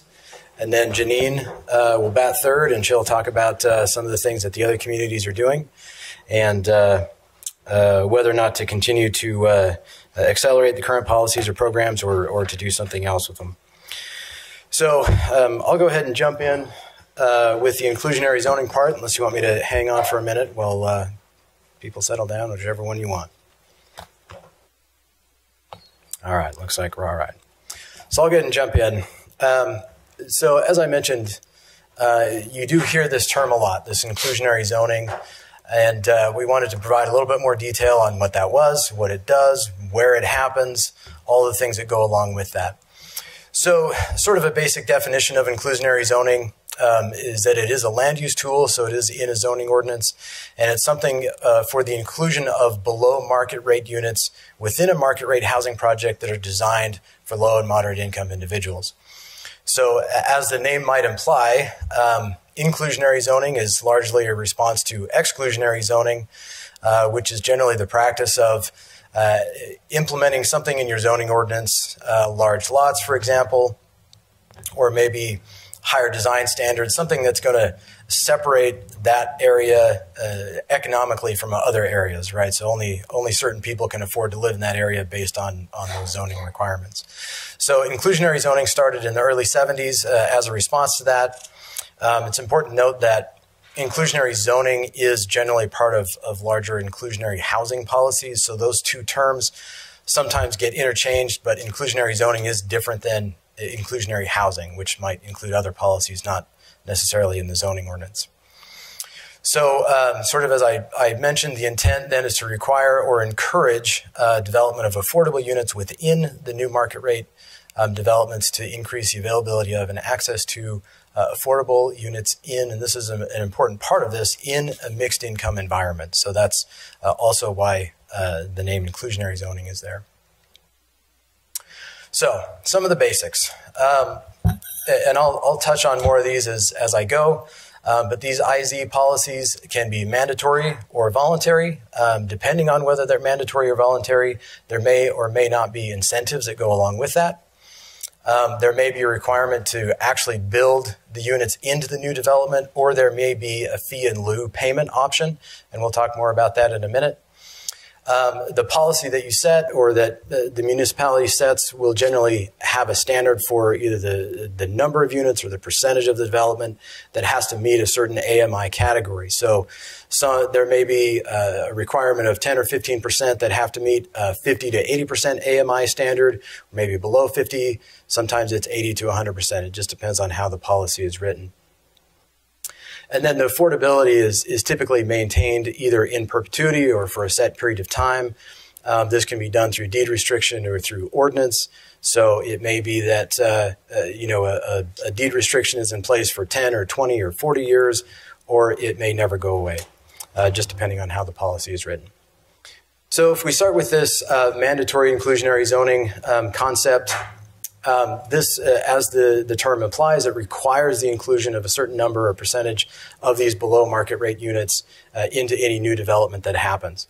So there are a couple of triggers that this might come into play with. So either with a rezone application, if a developer wants to come in, something like you just saw a few minutes ago, and says, I want to do something, I want to do this multifamily housing development. There may be the IZ policies that kick in at that point. If the zoning is already in place, it can just be applied to an area. So any new development, even under the current zoning, would have to comply with those inclusionary zoning standards. As I mentioned, the number of units and the price and the rent generally set based on the policies adopted by the city. And also, as I mentioned, as I will talk about more in a little bit, there may be this option to pay a fee in lieu of building the actual units. And then that fee in lieu payment would then be collected and then used to build the units elsewhere or otherwise administer some sort of a housing program. So the voluntary inclusionary zoning policies are a little bit different because they're not mandatory. And so in these, there's got to be some sort of an incentive or a bonus. So these act more like an incentive zone. If you think about like the 12th Street overlay zone, for example, if a developer includes these units, then there are some offsets or some incentives for that developer. And it does help to offset the cost of these below market rate units. So here are some of the common incentives. So maybe increased density, building height, floor area ratio, maybe it's a reduction in parking requirements, or maybe reduced fees or some sort of an expedited approval process, or maybe some sort of a tax increment or a subsidy.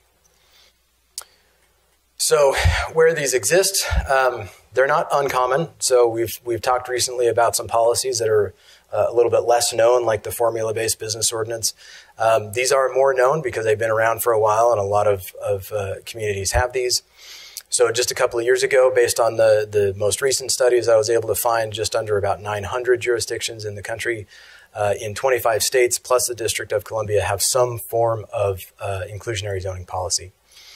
The majority of those policies, though, are in one of three states. So Massachusetts, New Jersey, and California all have state-level requirements for affordable housing, and they do include these inclusionary zoning requirements. So the majority of the policies are in those three states, and because they have state-level requirements, the majority of the IZ policies are considered to be mandatory. So also based on how land use law works, there are some states that just flat out prohibit the use of these kinds of policies. So Oregon is a recent example. They just changed their state level policy. So you think of Oregon as progressive as they are with land use. For a very long time, they did not allow cities to participate or to write these inclusionary zoning policies. So just in 2016, so just a few years ago, they changed that. We do have one here in the state, in Park City, and that is in place largely to address affordability in general, but workforce housing specifically. So that's kind of a broad overview. If you kind of draw on the conversation you all had in the work session earlier tonight, when it comes to development, there's a lot of economic factors that go into this. So it's important that we talk about some of those economic factors when we talk about inclusionary zoning, so you get a fuller picture of what they do. So this is one thing that we hear a lot of, is that inclusionary zoning is a really easy way for the community to get these affordable housing units with little or no public investment. But it's important to remember that these units are below market rate. And so because they're below market rate, these units aren't paying for themselves in the same way that a market rate unit would, either through a purchase price or through rental rates. So it's important to understand how these units are then paid for.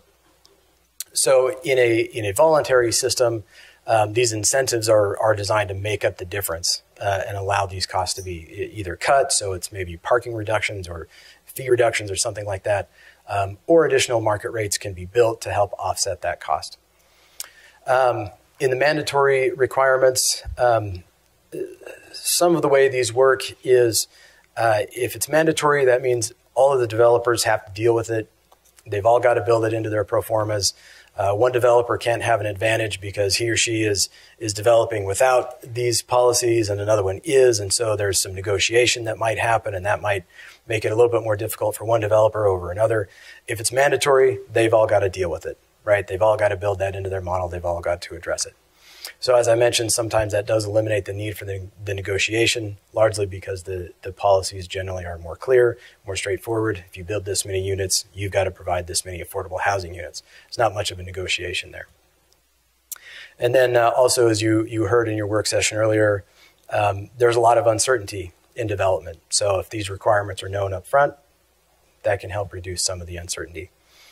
But it's also important to remember that without these offsets, developers and a lot of times ultimately the buyers and the renters pay the cost of these below market rate units. And like with most public policies, sometimes there are unintended consequences. You know, given the best of our intentions, sometimes other things still happen that we didn't count on or that we may have to address separately. Going through some of the research, this is kind of one of the big unintended consequences that people talk about. And it's that these policies may actually make housing prices go up. And it's sort of counterintuitive in some ways. But if these incentives don't offset these costs, the market rate units may have to be priced a little bit higher to make up the difference. That can increase then affordability overall. But since there is a limit on what the market can bear, a developer may not be able to raise the price of those units to a point where the market can still bear to make those numbers work, and they may just simply choose not to build, right? They may go somewhere else, they may do something else. That's going to reduce the supply, since those even market rate units would have otherwise been built. So we may have a supply decrease if they're too problematic. Likewise, if they're geographically targeted, if it's just a downtown, for example, a developer may look at that and say, I don't want to do this. I want to go somewhere else where these IZ policies don't exist. And so that may push development out into other areas, and that may reduce the supply in that area if you're targeting an area. Would you prefer to wait till the end for questions, or? No, you can go ahead and ask questions. I'm sure whatever questions we ask, you have the answer somewhere later in your presentation. Sure. I was just thinking about it because I know just a little bit about Park City's, several of the different things that they've done. And I know that they did some studies and looked at some of the economics around some of these things and chose particular kinds of places, obviously, but then also certain sectors that would help to think about this kind of inclusionary zoning. So, I would assume that we would need to kind of dig even deeper into some of those kinds of things, which are totally out of the scope of anybody in the council, to figure out, right. Because of some of these more complicated issues. Right, and I will talk about that just a little bit. Great, no, thank more. you. I'm sure you probably would. So one of the other thoughts that came out of this, or one of the other unintended consequences, is that these policies don't actually help the lowest income residents. Again, because this is largely an economic issue and we're dealing with real developers and real money, most of the policies are generally targeted to this 50 to 80% or 80 to 100 or maybe even 120% AMI. And so even with some vouchers and other offsets, a developer still may not be able to make it pencil if he or she has to provide units that are at this below 50% threshold. So there again, they may shy away from that. There may be a segment that's helped, but that lowest end still may not be helped with these policies. So back to this fee in lieu concept. So as I mentioned, some of the programs allow a residential developer to simply pay a fee rather than building the units. Some of the programs out there, and Park City is a little bit like this, they do exact a fee from a commercial developer to help provide for the workforce housing. So if you're bringing in a big employer that doesn't pay particularly high, you might be contributing to the affordable housing problem, or not paying very much, and so there may be an exaction that to help offset that or to help deal with that. And then this fee in lieu payment then allows the city to accumulate that funding and either develop a singular affordable housing project, something that's independent that the city builds, or help with a program that's otherwise designed to help. So some of the benefits and drawbacks. This is kind of high level, but some basics here. Obviously, if the city builds a project that's an affordable housing project, the city's going to have much more control over what happens and where it is and what it looks like. There's a larger pool of money that they can work with. And again, back to the developers and some of the economics there, if it's simply a fee, they know how much it is. They come to the city and find out everything they need to do. And if it's X amount of dollars that they need to pay to deal with this, they'll put that right into their pro forma, and that's just part of their development. So it's an upfront cost that they would know.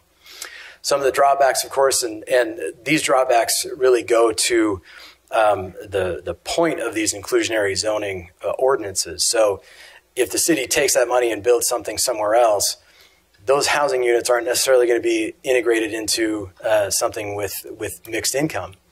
So those residents may not have access to the same schools, parks, amenities, everything else that they might otherwise have access to in a mixed income housing project. And then in some cases, it's more work for the city. If we can get a developer to do it, put those in, implement that, that's something that the city doesn't necessarily have to build or administer. Ogden City is a little bit different than most cities. I mean, we're still the biggest home builder in the city. So we as a city, we know how to build stuff, right? Most cities don't build things other than an occasional city hall or a public works facility or something. Most cities don't know how to build buildings the way that we do. So we'd be in a bit of a different position than a lot of cities. So some of the big questions then, do these policies really work? And in going through a lot of these studies, the results are really mixed as to whether they work the way that they're intended to. As I mentioned with the housing prices, some of the studies show that there isn't an increase in housing prices, but others that are tailored to a specific location, particularly in California, those studies tended to show that it did have an impact on housing prices. It did actually raise the housing prices. One thing to mention is even though these policies have been around for a long time, there really aren't that many in-depth studies of how well these work. There are sort of some high-level broad studies, and there are some really individualized studies like these ones in California, but it's hard to say. It's hard to say whether they work or not because there's not a lot of research into how well they're actually working. As it says here, some studies show that the number of units created with these policies is really too few to have much of an impact. But the other studies do, of course, show that those people who are the beneficiaries of these policies do see an improvement in their status. So the best answer we have is it depends. That's right. So there are obviously a lot of factors that we've talked about in giving that answer. It depends. Obviously, the local market, the way that the ordinance is crafted, the economics of the area. So where do they seem to work the best? The voluntary policies seem to work a little bit better when the economics are favoring the developer or development in general. So stronger markets, higher land values, increasing housing prices, that helps to absorb some of that cost and develop with some of those incentives. The second point is really important when it comes to the voluntary policies. So the low base zoning is important for making the incentives attractive to a developer. And what that means is that the underlying zoning has to be such that an incentive for an extra couple of floors, for example, some additional height, some reduced parking, is different enough than what they can do as a by right use that is something that is enticing, is something that is a consideration. This is the Boston example that they talk about in a lot of the research. So what they say is a lot of the base zoning for much of the Boston area has a limit of 3 stories on their buildings. So if you have a strong market, right, with a housing need and most of the base zoning is 3 stories, if a developer gets another story or 2, that's a pretty big deal because that base zoning really limits what they can do. So it's important that base zoning makes those incentives attractive. Can I ask you a question? Sure. If you have a voluntary program and you give a developer incentives and he takes advantage of those, what keeps those inclusionary zones alive over time? Right, and that's the control that you would put in place with either deed restrictions or rental rates that are fixed for a certain period of time.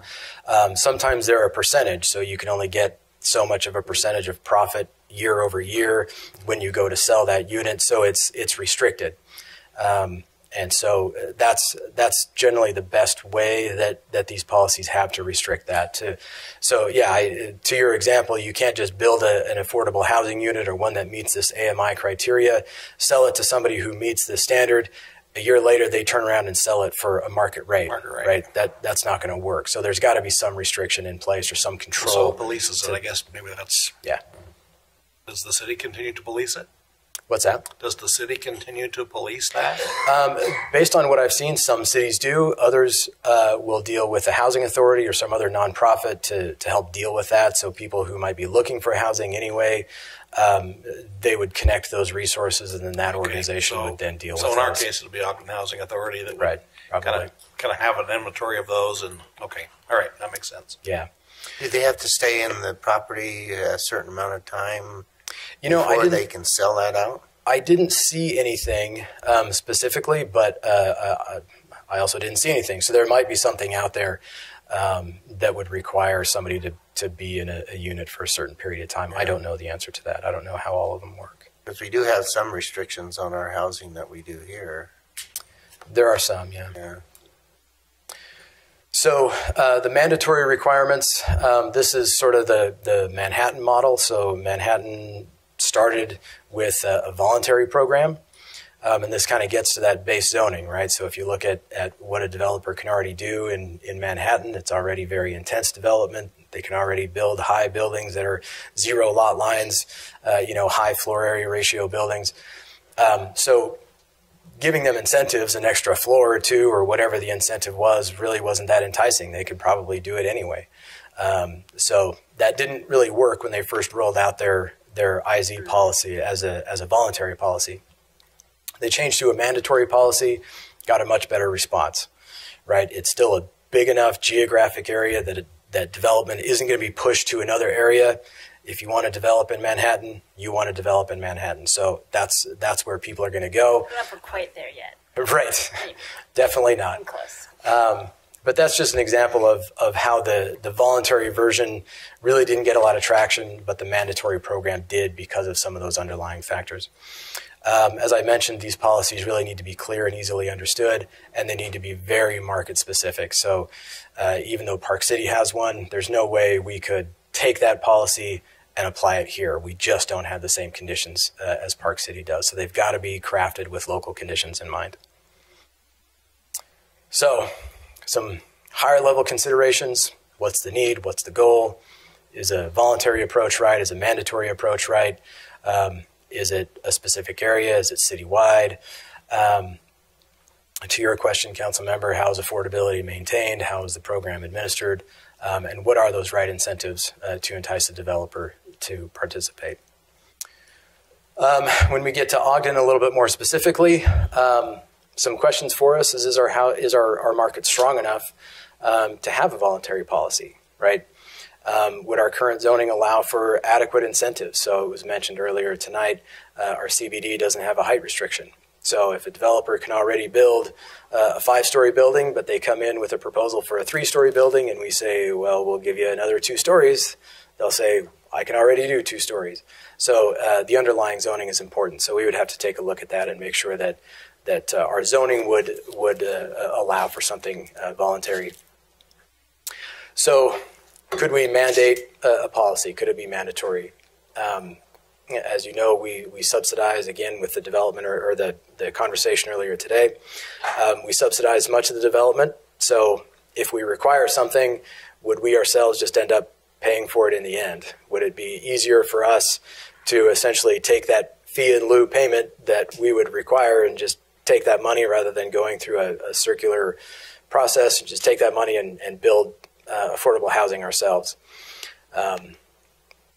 How many units are we anticipating over the next 10 to 20 years? How many of those units could be included in a policy like this?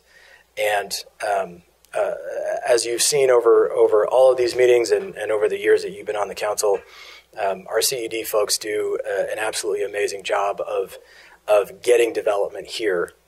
But the question would be, is a policy like this enough to push that away? Is our market strong enough to be able to bear something like that? Or is it still fragile enough that something like that may just push a developer away? That's something that they couldn't do. Are they going to be pushed to, outside Weber County? Are they going to be pushed to Falcon Hill, Farmington, Salt Lake, whatever? So those are all things that we would need to look at if you were to consider a policy like this.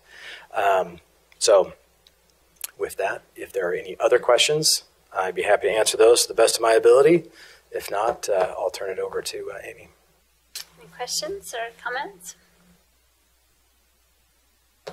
Very informative. Lots to think about. Okay, thanks. Thank you. Thank you.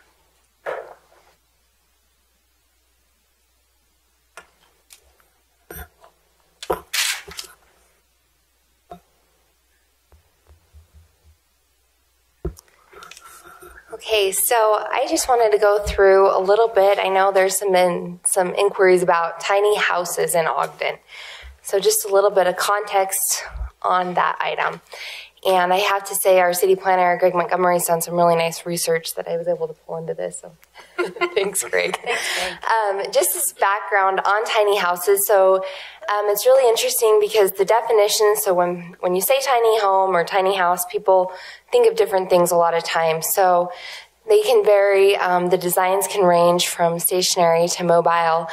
And then also another important point to make is that Ogden Code currently allows tiny houses, except within the East Central area. And so long as those are permanently installed, there's utility connections and they comply with our code. So, and there's a square footage requirement also. Yes, but most tiny homes are 400 square feet or less, and there is some allowance in the ordinance for that. Or more? Huh? You mean or more? Or less. Or less for tiny homes. I thought we had a 400-foot minimum square foot for a dwelling unit. Greg, if you don't mind. Whoever's got the answer, that's how I want to know. Yeah, I don't know the exact.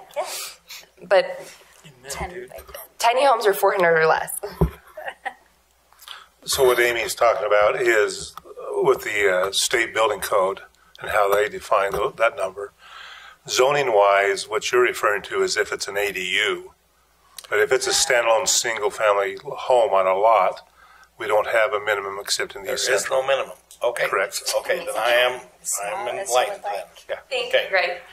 And Greg, that's a really important clarification. So that's another thing too, is tiny homes are not always ADUs. They can be ADUs, but they are not always ADUs. And I'll kind of go through that. Like that one that's just by itself. Yes. And there's a lot by themselves, and you'll see. No, I mean, but like just by itself on one lot. Oh, true. Yeah.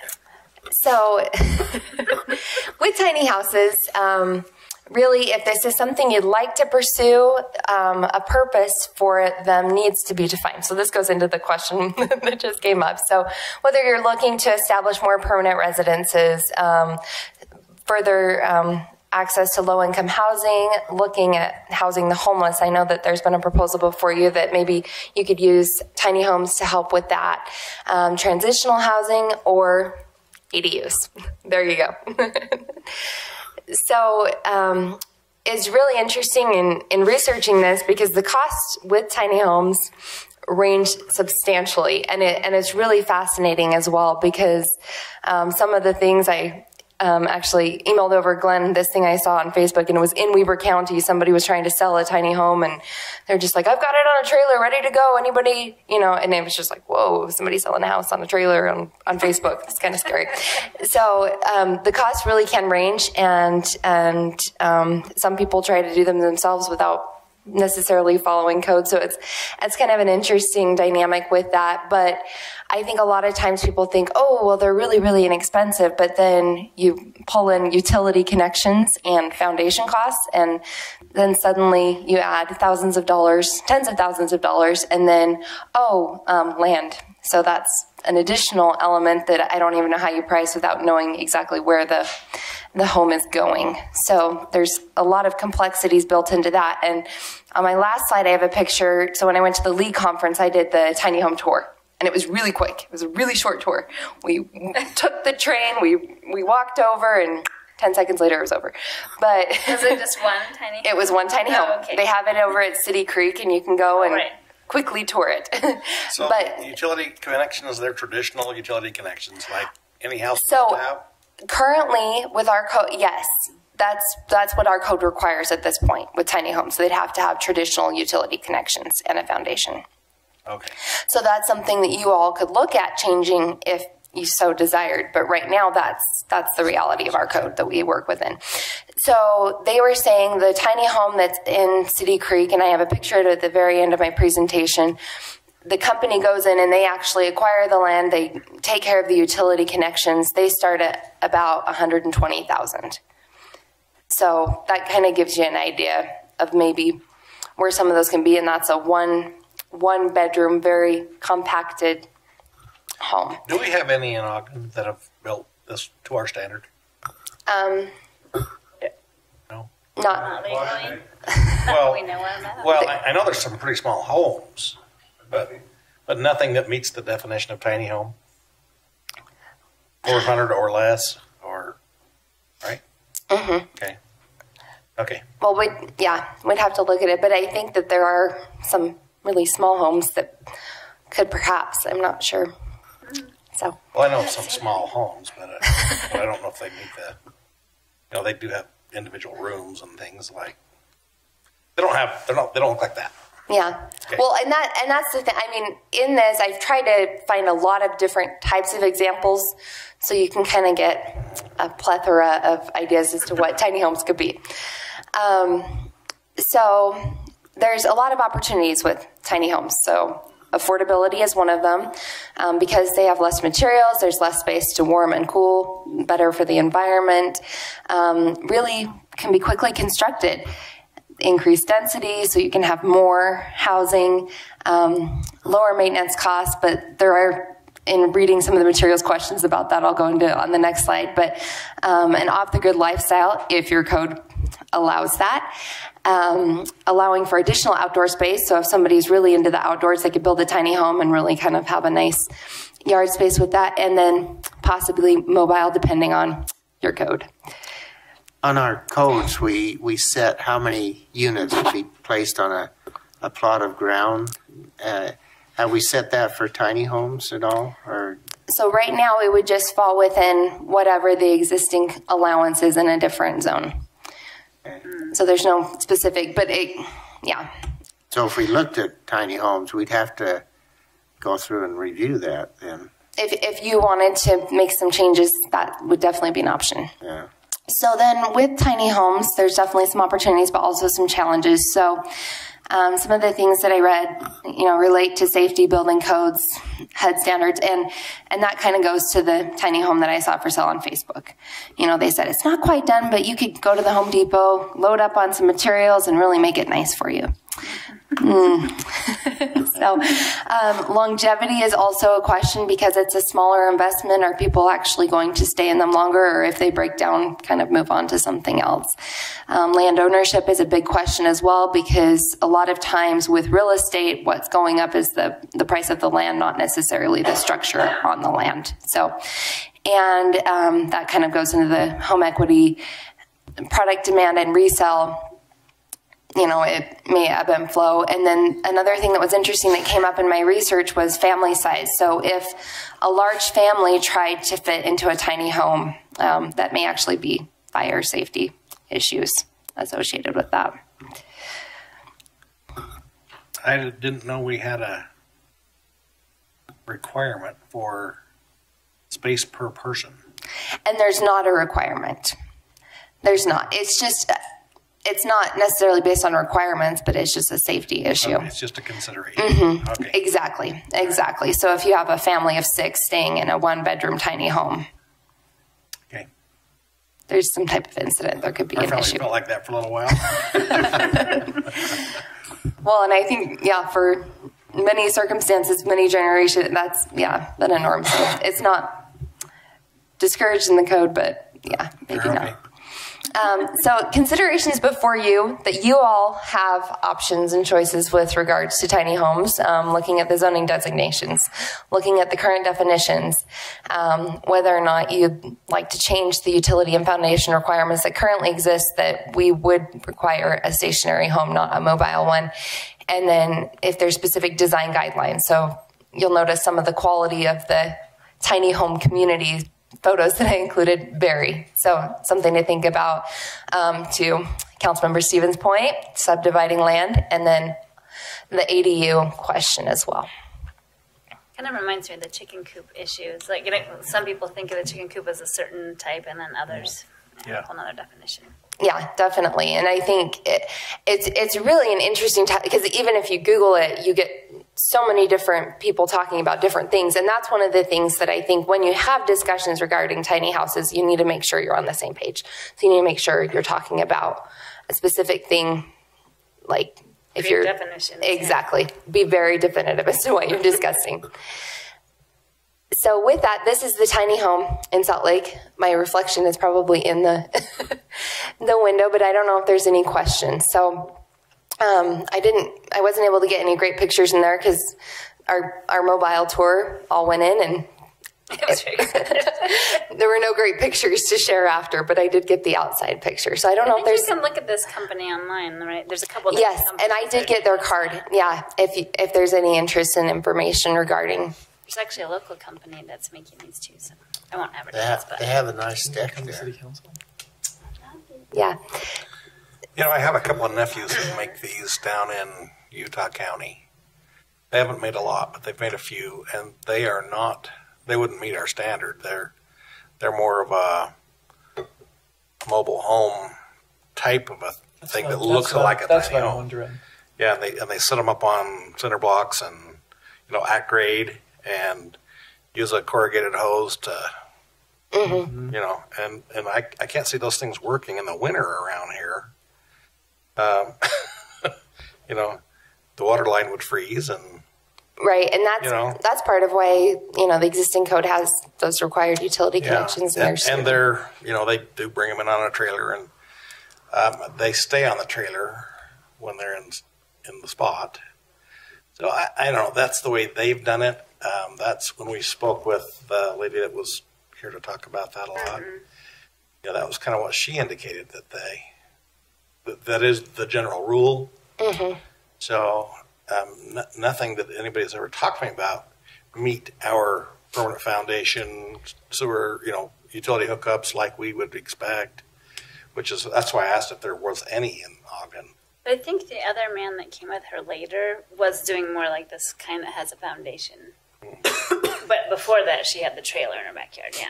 Right. And it really is, I think, weighing kind of what you all want in the community. So Washington County is actually they're starting to try to allow some of the trailer type things for retirees and that. And so it just kind of depends on the community culture and climate you're trying to establish. And really, if you want to encourage these, defining a specific purpose as to why you want to encourage those, and then maybe some design guidelines associated with those, just so that you know for sure kind of what it's accomplishing and you don't run into what you don't want to accomplish. And when you say Washington County is starting to allow them, where are they allowing them at? So it's unincorporated Washington County. So they are putting together kind of I wouldn't call it like a park, but an area where people can go down and bring their tiny homes. Okay. But once again, different climate. So, freezing water pipes is a little different down in St. George area than I think it also can be seen as a way to make a little extra income too, whether, it's on your property and then you can rent it out to other people or. Yeah. And so it is a way to kind of boost your own income for your, kind of like an ADU kind of style too. So thinking about how we can help people to, boost their income. I think that is the definition of an ADU. Right. But I'm just saying in that long as definition. the owner lives in the other house. Mm-hmm. Yep. Yeah, but you're talking $50,000 to start making. If you're gonna build one, you've got to put up quite a bit of money. Yeah, investment. To make one. Sounds it's like you would to finish your basement or something, to have a mother-in-law home or something like that. I don't know it costs about a certain amount of money. Yeah. Well, anyway. I don't know if it's $50,000. Sounds like if it's on a trailer or mobile wheels, it's more like a mobile home, but downsized. Was this one by itself? There wasn't others around? Yep, there's just one. It's in City Creek, so you can kind of see City Creek behind it. So it's not, this is just an example. Okay. They brought it in there for people to come and look and potentially build with the company. You can't tell how much it goes off of the frame. Yeah. It doesn't a lot. You see the window right there? That's the bedroom. The bedroom, one single. Bedroom slash kitchen slash. No, bedroom slash laundry. Yeah. So, shower. but I mean, it's impressive, like how they get the fridge in there. I mean, it's the whole impressive. show. It's very fascinating. Yes, definitely. What square footage do you know? So that one I think was 320. 320,000. No, 320. I was going to say that's quite an expensive home. Yeah.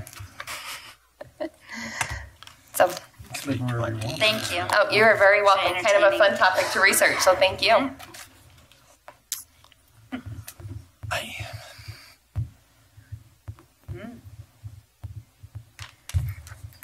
While he's getting that pulled up. So I think, like Glenn mentioned, that a lot of the things that I looked at in terms of what other jurisdictions are doing are all very tailored to the individual communities. I mean, there's probably as many different options as there are communities. So I'm just going to review just a few of some other options that I found in other jurisdictions. So this is Teton County, Wyoming. This is where Jackson Hole is.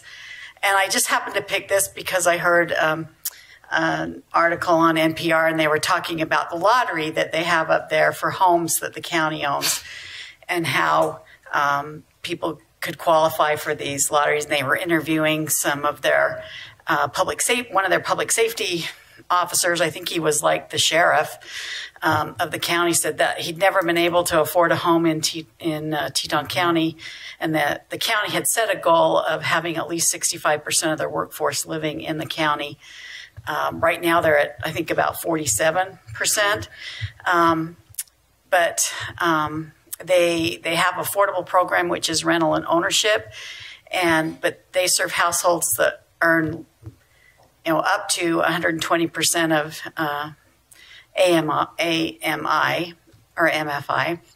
And then they have workforce programs. So if you qualify for that, if you're one of the workforce, if police, fire, teachers, public servants in any way, you could qualify for actual homes for purchase. One thing I did find as I was looking at a lot of these really highly subsidized programs are usually at the county level, so that they can be spread across the county. Janine, before you leave there, the goal of 65% of workforce, what does that equate to for population? Do you have any idea? I don't. Well, the population probably changes so much with the tourism, right? I mean, I would guess. Yeah. I don't know what that is and how they calculated it. Yeah, I just said that was the goal. I goal. wonder how close that is. I mean, it's... And I'm happy to do that calculation at some point, but yeah, do it right now in your just don't know if you knew. I visited up there, and you see lots and lots of big, really expensive houses, and I don't see a ton of smaller ones. Smaller homes, right. And I just wonder what that would mean to us. That's why I was trying to ask, is what would that mean for Ogden if we had 23,000 our workforce? That's 23,000 in Teton County. In Teton County, residents. So 40%, 50%. But I think they're talking about that's the total population, though. So that's not workforce. That's not workforce. Right. Yeah. Because they might all be living somewhere else, and that's the whole point. There's 23,000. So this one I thought was really interesting. It just popped out at me. Paducah, Kentucky. I've actually been to Paducah, Kentucky twice. It's where the National Quilt Museum is. Nice. But they just decided in the late 1990s, 2000, that they needed some help, and they decided they wanted to make themselves into an artist community. So that's what they've done. They've set up artist relocation programs, so they will pay artists to come there. They'll pay for their give them grants to purchase property. Yeah, you're gonna check it out. So then that's for, you know, if they want to build homes or live workspaces, they give them business coaching, and they promise new exhibition venues. So I was just there within the last couple of years, and I could see something was happening, but they definitely still have a long way to go. It's pretty rural and sprawl. They've got a railroad that kind of cuts the town in half. But I just thought that was an interesting thing that they decided, okay, this is what we're going to be, and so they're just working towards that goal. Actually, Salt Lake City has been doing a lot in this area, and they just recently in 2018 adopted what they call the Growing SLC. It's a 5-year housing plan that they had help with from an outside contractor develop, and they set 3 goals. One was just for multiple housing options, and then affordable options, and then equitable and fair housing, so more towards the lower. And I just picked a few of sort of the things that they're trying to accomplish with their plan. And so one of those was just modify land use and zoning. I mean, this is one thing that we told you from the very beginning. It's within your power and control. And it's one thing that you can definitely look at. Removing process impediments, that was just, you know, making it so it's not too hard to develop in the city. I thought this was interesting, to prioritize development of housing for less than 40% AMI. So that sort of goes to their equitable and fair housing. One of the things that they had as a goal, but I don't think they've started yet, I don't know, maybe you can ask their boss down there, is create a community land trust. They have. And this is interesting. We'll talk a little bit about what a community land trust is in a minute. And then just improve their existing housing stock and create affordable home ownership. And I wanted to read you this. This is such a big issue across the nation. Just this housing thing is not just Ogden, obviously, that's facing it, as Glenn shared at the very beginning when we started these. But I thought this was kind of a shout out to what our community and economic development people are doing. This was an article that was just in the Tribune or Deseret News a couple of days ago called, like many U.S. cities, Salt Lake finds it can't build its way out of affordable housing shortage. And they've been working with the Kempsey Gardner Policy Institute up at the U. And since 2016, Salt Lake City spent $38 million on affordable housing initiatives. And so let me see. Gardner Institute analyst told the Salt Lake City Council affordable housing initiatives are helping, but they urge city leaders to continue seeking creative ways to not only build new affordable units, but also preserve and renovate existing affordable housing. Does that sound familiar? We're not going to build our way out of the affordable problem, but we can rehab our way out of it, Esky said. Esky is Dion Esky from the Kempsey Gardner. He said, Esky told leaders to find the low-hanging fruit through policies applauding city leaders for recently voting to allow accessory dwelling units. He said more policy changes like that throughout Salt Lake County will allow communities to renovate existing housing into affordable housing without threat of gentrification. The biggest bang for your buck is rehabbing instead of building from the ground up. So I just thought that was really interesting kind of commentary on what they're recommending. So back to the Community Land Trust. So there's about 160 community land trusts operating in the U.S., and this actually started in the South to help African-American sharecroppers find a way to have control over their land. So it's been around for a long time. Now they sort of run by nonprofit, and they're community-based organizations. So this community-based organization or nonprofit owns the land, and then they lease to people that those houses that are built on the land. And they're long-term leases. So think sort of like we do at the airport, where the airport city owns all of the property, but we lease space for the hangars, and the hangars are actually owned by the hangar owners. So these trusts put together, so it's a combination of leaseholders, the community members, so not just people that live on that trust land, but people from the community, government representatives, funding agencies, and public interest groups. And these leases include a resale formula so that when they turn around and resell it, they can accumulate part of the increase that's been, but they also figure out a way to keep those affordable into the future. One of the other things was, I think, is kind of making a comeback, is something they refer to now as co-living or pod share. Really, it's sort of a single room occupancy type of format where there's shared kitchens, living rooms, and other common spaces, and maybe just a private or maybe even a shared bedroom. But in metropolitan areas, these can be really high end if you want to be. So they come fully furnished. They're sort of, they have special spaces, and they have somebody that manages entertainment.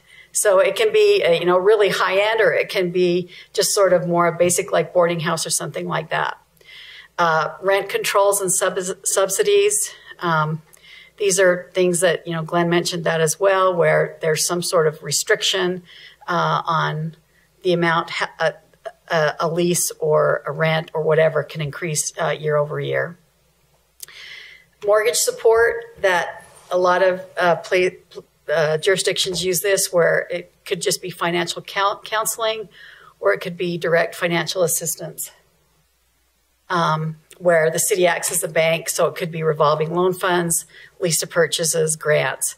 And like I mentioned, most of these heavy subsidies are in the really large metropolitan areas like Fairfax County, Virginia, which is just outside DC, or in California in the higher density areas. So those are some things that are happening in other jurisdictions. But, you also have the option of just looking at what we're doing, continuing what we're doing, even accelerating the current policy and programs, or maybe adding in one of these other things that Amy and Glenn have talked about. So right now, we have the Quality Neighborhood Initiative. Council's right now funding that at $1 million a year. And they're using their neighborhood revitalization strategy, the home and help programs. So these are all CDBG funded programs.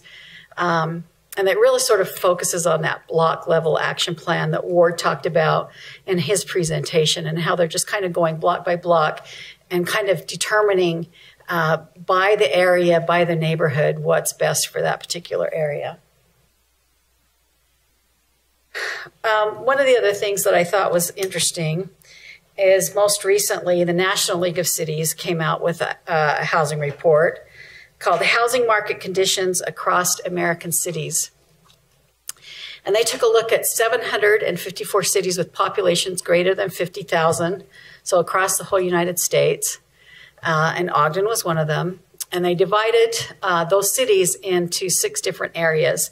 And they looked at things like the poverty levels and the AMI and those kinds of things to make these determinations. So they divided up into high opportunity cities, growing cities, rent burden cities, that's where Salt Lake came in, multifamily deficit cities, wealth pocket cities, that was South Jordan, and transit desiring cities, and that's where Ogden fell. So these are the things that they determined for transit desiring cities. That it's a low median income, lowest job growth, lowest owner occupancy, lowest gender income gap, highest non-white population growth, medium public transit access, and then low building permits for single family and average for multifamily. And in this section, it says, without policy action, residents in these cities may not be able to experience the economic mobility that would be gained through access to public transportation. So once again, I think it shows sort of the forward thinking of our own community and economic development staff. Greg mentioned that we just went through this Ogden on Board study that they worked with UTA. And so that's a whole basis of Ogden on Board was to sort of preserve the mix of equitable housing. This is from their document. You haven't seen it yet, but it's coming. Enhancing access to essential services, creating well-designed and welcoming stops and station areas, providing improved active transportation connections and greater connectivity to the regional transit system. And of course, we know that the BRT is coming. I think the mayor said next year. So that's a great, I think it just really, again, kudos to the administrative staff for being ahead of the game, right? The policy recommendations from the NLC report for this type of transit need that Ogden was identified as. It says connect development to improve transit options and lock in permanent affordability, encourage joint development with transit agencies, and foster entrepreneurship and cooperative business ownership models. The other one was reduce impact fees and exactions. I crossed it out because we don't have those. So that just leaves us with still 3. But I think we're, as far as the National League's report, we're in a really great position. So those are just a few really things, as I mentioned when we started this 3 weeks ago, that we could spend 2 years on this if you wanted. That the only way we could figure out how to help you with this was even just these 4 weeks that we're studying. So a lot of information that we've given you to digest, and next week we hope that we're going to kind of review it for you, and then you can have some discussions about where you think you'd like to go, where you need more information, what kinds of goals you'd like to see, and how staff, or both council or administrative staff, can help you reach those. So do you have any other questions? It's like someone's raising their hand. I do. You mentioned early on that this is really better handled at a county level. I'm just saying, wherever I saw those large subsidies, right, it was at the county level. It seems, and that's probably my ongoing concern, is that, Ogden is carrying a large burden of the county's load. We have some enlightening conversations that are happening at the county level that are kind of maybe making some difference with some of the mayors of the smaller communities that are in our county. And I can't see us solving the problem without our surrounding communities, personally. We can do some things like rehab the uninhabitable affordable housing that we have. That's something that I think we ought to certainly focus heavily on. But I think we've got to reach out to our partners in the county to solve this problem. Yeah, and I think basically, like I said, the city's been ahead of the game for a long time. Under Tom Christopoulos's guidance, he's really pushed this idea that mixed income is makes the most healthy neighborhoods, and so we've been working towards that. And I think because the city's been working on this for long, we are benefiting from the fact that all of a sudden it's been raised to the national level. There's talking about it at the state. There's been some threats about state legislation about tying transportation dollars to affordable housing permits, those kinds of things. So I think that the city can only benefit from that, and I think we do have a county commission that's willing to engage now. I haven't been here forever, but I don't know that we've always had that. So I think that it's great that it's coming to light, maybe because of the issues that Salt Lake's facing and Park City and some of those others. I attended a meeting yesterday, and that item came up, is that most of the funding of the projects are south of Salt Lake City or North Salt Lake. And if we're going to encourage more development here in the north end, is that all the communities have to work together. And I think they realize that process of working together in the aspects. But also what came out is in that meeting is that transit, I believe, is the essential item that's going to make Ogden different. And I think that's a crucial aspect of our growth cycle is transit, how we develop the concepts of transit. Is our bus lines adequate for the move to people around? Do we have to do something more? How do we encourage more individuals to gravitate to transit? Weber State's not going to build any more parking lots. It just doesn't pen for their success up there. And so transit's important to them, just as it is important to us here. Any other questions for me? Any questions? No, I just have some quick comments, and I want to thank you. I think one of the things that we've talked about, and I don't know what we're thinking about moving forward, but I do think there's a lot of policy. One, I think we need to continue to push on the pedal with quality neighborhoods, rehabbing the houses, doing the things that Ward is doing, and because I do think that is making a difference within that community. I also think policy set around density, around our transit-oriented areas are going to be really important. Right now, we love to see the mountains, we love to see all of that, but as we look out there and say, okay, should it be a 3-story, 4-story, 10-story, we need to make sure that we are looking at the right thing and for our growth. I think it was Glenn that said, you know, there's some disadvantages to the types of zonings that we're looking at. In that, I do think that there is probably a more opportunity for us to push middle income people out of housing as we start to look at inclusionary zones, just because of the makeup of our community. So and then the last thing I would caution is this: it will become quickly and easily to divide low income from high income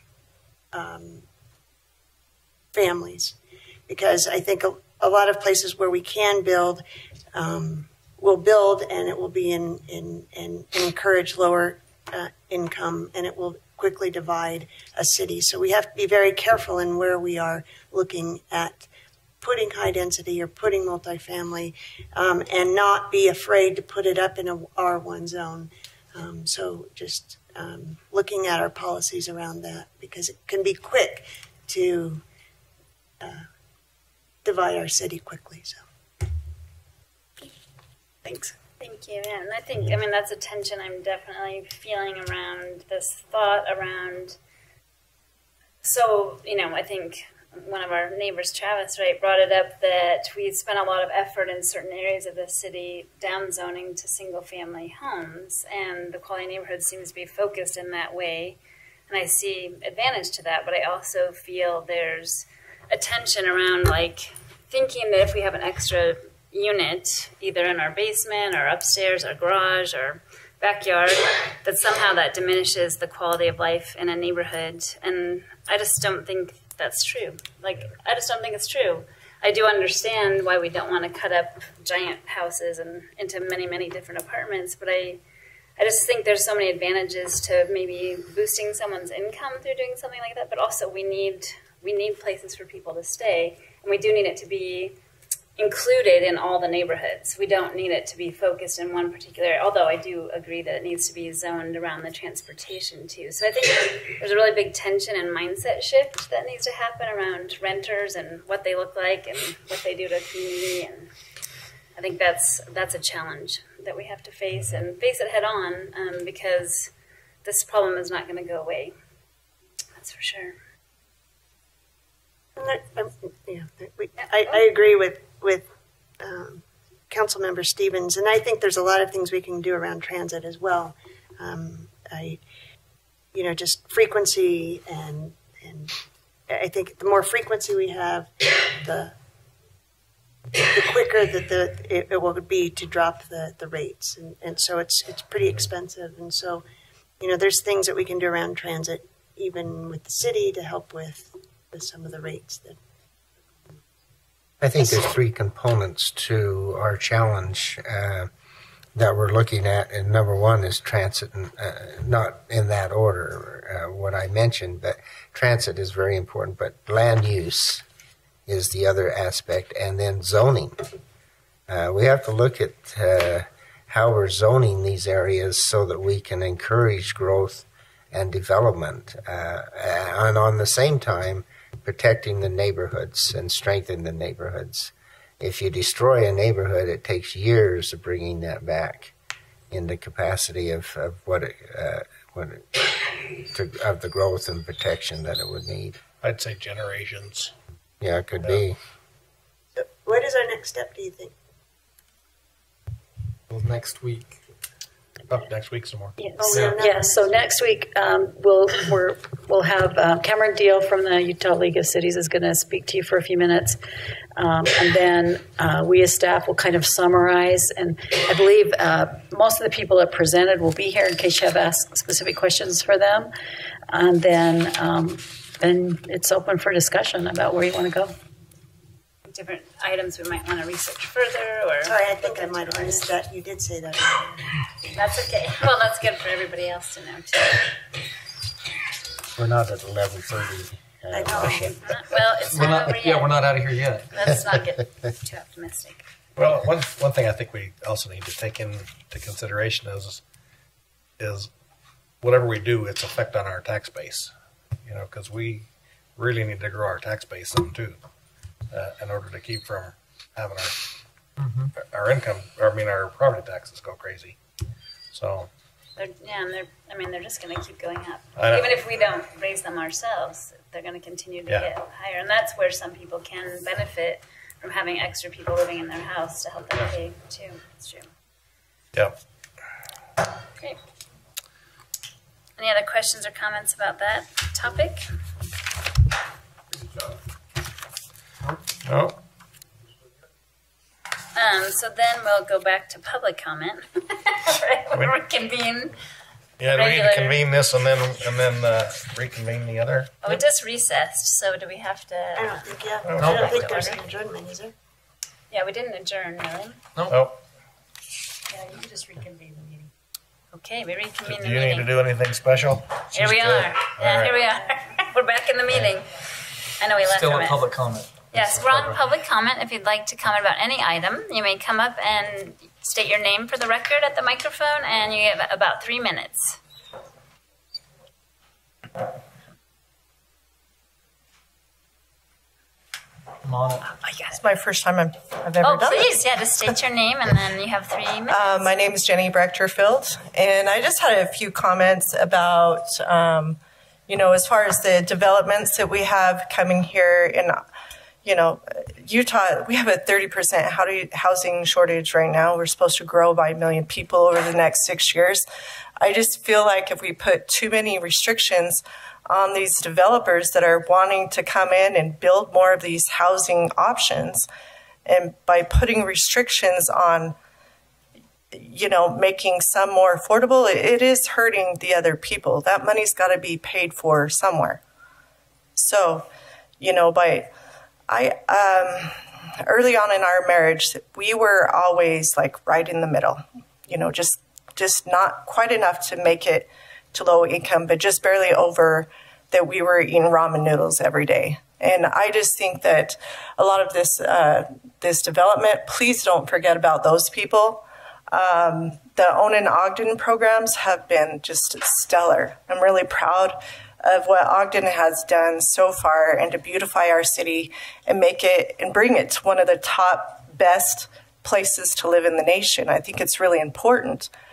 But what I have noticed lately is for example, my son bought a house last year, about a year and a half ago, for $134,000, a little great own in Ogden 2-bedroom home.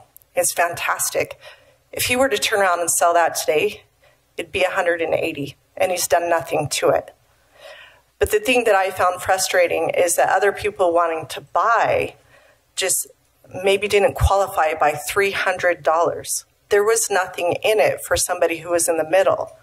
And also those homes that are being renovated, if they are all being sold to low income, then what about the ones who are in between and they just want a beautiful home and there's no program for them?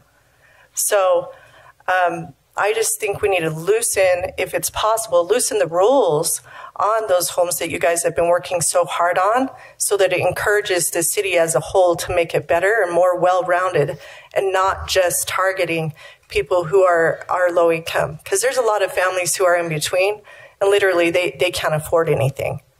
They just can't. So, and we need to bring more apartments here, townhouses, all those things. They must happen. But I think if we put too many rules and regulations on those developers, why would they invest in Ogden? I just don't see any purpose in it. So, thank you. Thank you. Are we able to stay on the housing thing too? Yes, any topic. This is just public comment, though. You already used yours, Ralph. Oh, no. Oh, sorry. Yeah, I'm sorry about that. Sorry, Ralph. Yeah, it's No. not a whole new session. We recessed and then we came back to the public comment. You're right. I'm getting confused. Sorry, Ralph. Travis spoke on the other item, so he's welcome to do public comment. And waited. Hi, yeah, so I do appreciate the tremendous amount of labor and effort that goes into these aspects of the meeting, besides just those things that you do at work that you all take home, things home with you too. So as far as, Travis Pate. So my name's officially there and back on the record. I just basically want to say I celebrate our neighborhood. I think auxiliary dwelling units and some of those other things are been historic aspects. The more and more I research the neighborhood, the more I see so-and-so has a room for rent. So-and-so has a room for rent. So many places that have allowed that aspect of life to allow a working class somewhere to be. And I think that's the dynamic of and uniqueness of our neighborhood, is that we've been built on the working class, but we've also been built on just by the empire builders, so to speak. But the empire builders, if you look at Thomas D's history, beyond impoverished when he got here, and through circumstance and hard work. And I think the same thing that when it talks about aspects of mobility of housing choices, that'd be so great to be able to help people actually have a business plan. Nationally, people move every 5 to 7 years without change of job, without change of anything. Just the statistics show that. And so if someone comes in and says, here's my own in Ogden money, how do I turn this over in 7 years and just go to the next house so someone else can now have this own an Ogden home? There's some tremendous things. And like I said, I appreciate Ms. Montgomery, all the work. I apologize that I missed the meeting. I'm actually now on the Bridging the Gap committee for the Weber County Jail. Sheriff Arbonne said, hey, get in here. And I was like, excuse me? And so that's why I was late. I missed his presentation. The only part that I wanted to address with regards to the CBD, it says anything more than 3 units, dwelling units, has to be 50 feet wide. It's only a 40.5-foot lot. So I don't know how you just passed that. And then as far as the Adams Avenue CRA, only when they come for money that we initiate that plan? What? No.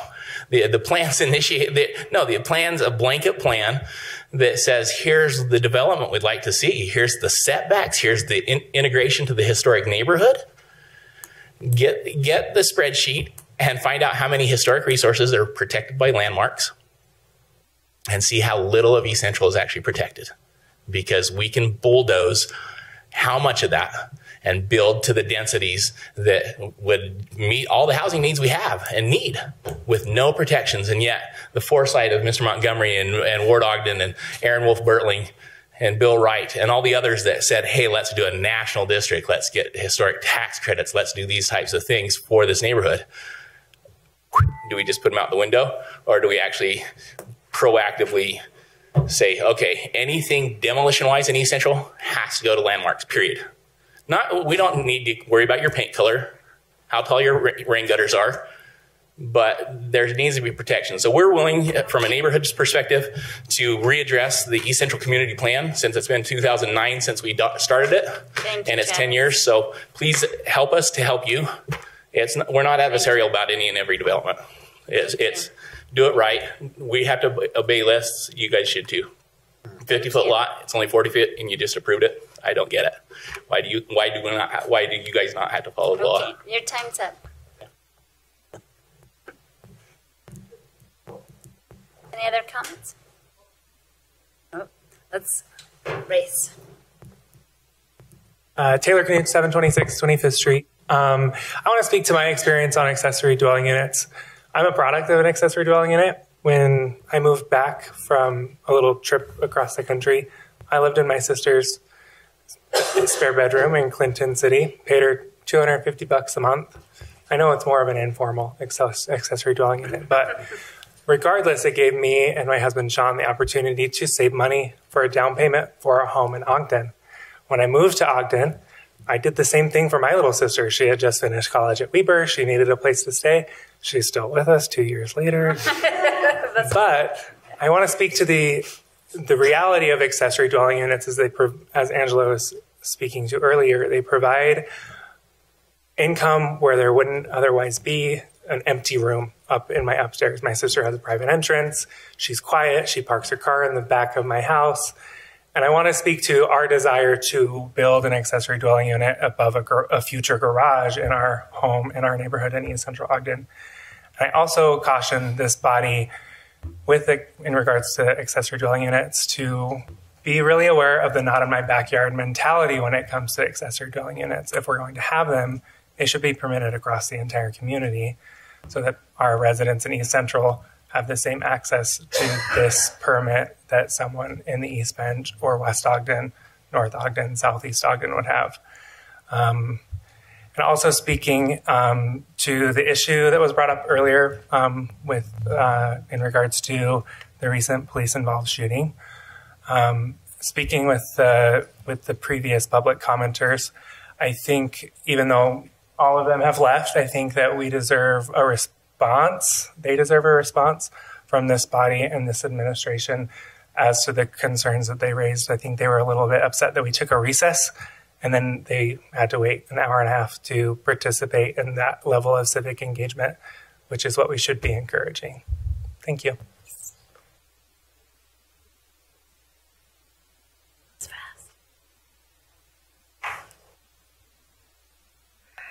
Hello, Angel Castillo. Sorry I missed the meeting. I had a previous engagement, but this was really the juicy part. Again, I commend you for doing this hard work and this research. It's overwhelming. There's a lot of it, and we are in a challenging place. And as Janine or maybe Amy brought up in the report, that we really and truly cannot build our way out of this problem. But what we have to do is we have to set a series of achievable goals that will help relieve the pressure. And I'd like to kind of address a couple of the things that were talked about here. ADUs and tiny homes are a way to add gentle density.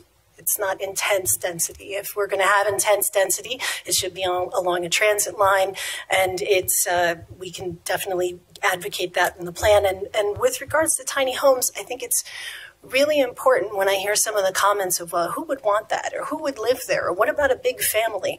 You have to remember that you are making plans for people who aren't you, that don't have your wants and your desires, and we are looking for people like Taylor, who it was allowable for a source of income. It was a stepping stone to get to property ownership. And it was Warren Buffett actually is heavily investing in Clayton homes. They're opening up. They're $109,000 in Alabama, Georgia, Kansas, Mississippi, and Tennessee. And I'm thinking if Warren Buffett is behind this idea. Maybe it's something that we should really take a good hard look at. And as a planning commissioner, I fully support the fact that it should be on a foundation and should be hooked up with water and sewer. And I've heard the objections, well, then it's going to be really, really expensive. It is still significantly less expensive than it is to buy a single family home here in Ogden, especially for someone whose combined income is less than $60,000. Developer benefits for inclusionary zoning, I don't buy for a minute that we are going to not have development come here. There are plenty of developers across the United States that are all on board for inclusionary zoning. One, because Ogden has low land costs. They get dollar for dollar tax benefits from the federal government. They get density bonuses, and more units means more money for developers. And they get parking reductions. Parking reductions are huge for a developer because parking costs them. They are all about square footage, and a parking spot costs more than 12 stories above it, because those could be particular units. So I highly encourage you to remain open while you make these considerations and think about things that are not necessarily would I want to live there, but what's best for Ogden? What do we need as we grow? And you're charged with thinking 10 to 15 years down the road for an increase that is coming, and it's verified. Thank you. Thank you. Other comments?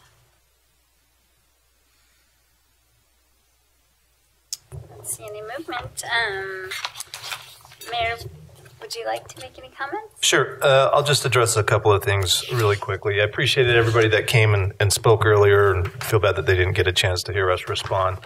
It is an open, independent investigation that's going on, and so before we get in front of that, we want to make sure we understand what the facts are. And so there has been some frustration, but I want everybody to know that we've heard and listened to every one of those comments that have been made. And it's important that we allow that investigation to continue and to give them the ability to do that. And so I'm very sensitive to the emotion and to the sense of loss and frustration and everything else. And as was mentioned, sometimes government does move slow, but we've got to give them the opportunity to make a thorough investigation on that. But we have heard, we've listened, and we've appreciated them being here and sharing where they're at. And so some of that public engagement and dialogue will occur once we do have those facts at hand. I do want to thank the council staff and you all for this housing study. We hear a lot about it. We work with Ward and Jeremy and Tom all the time, and so we get a great deal of that, but a lot of it's come up, and this is an issue that everybody needs to be looking at. And so taking a deep dive like this really does help everybody understand what we're doing, what's working, what might not be working, where we need to make some tweaks. And so I'm looking forward to Cameron coming next week and comparing apples to apples in terms of other communities along the Wasatch Front. But I know that's that takes a lot of work to do all that research and all those other communities, and we appreciate everything you guys have done. And Greg, I appreciate your help in helping guide them through that and giving them direction for where to find some of those resources.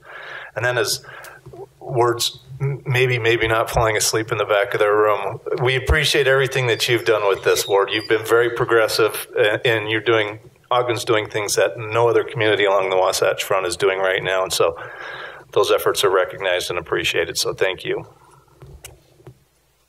Thank you. Other council comments? I have a couple.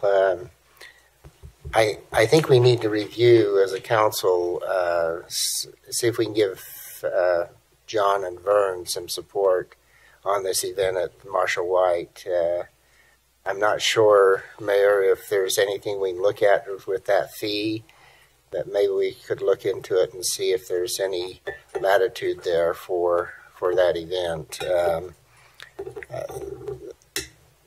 They mentioned donations, but I think what we ought to try to work with them to suggest that if you come to the event that you bring a non-parish or canned goods so that we can donate that to maybe the Utah food storage aspects of it.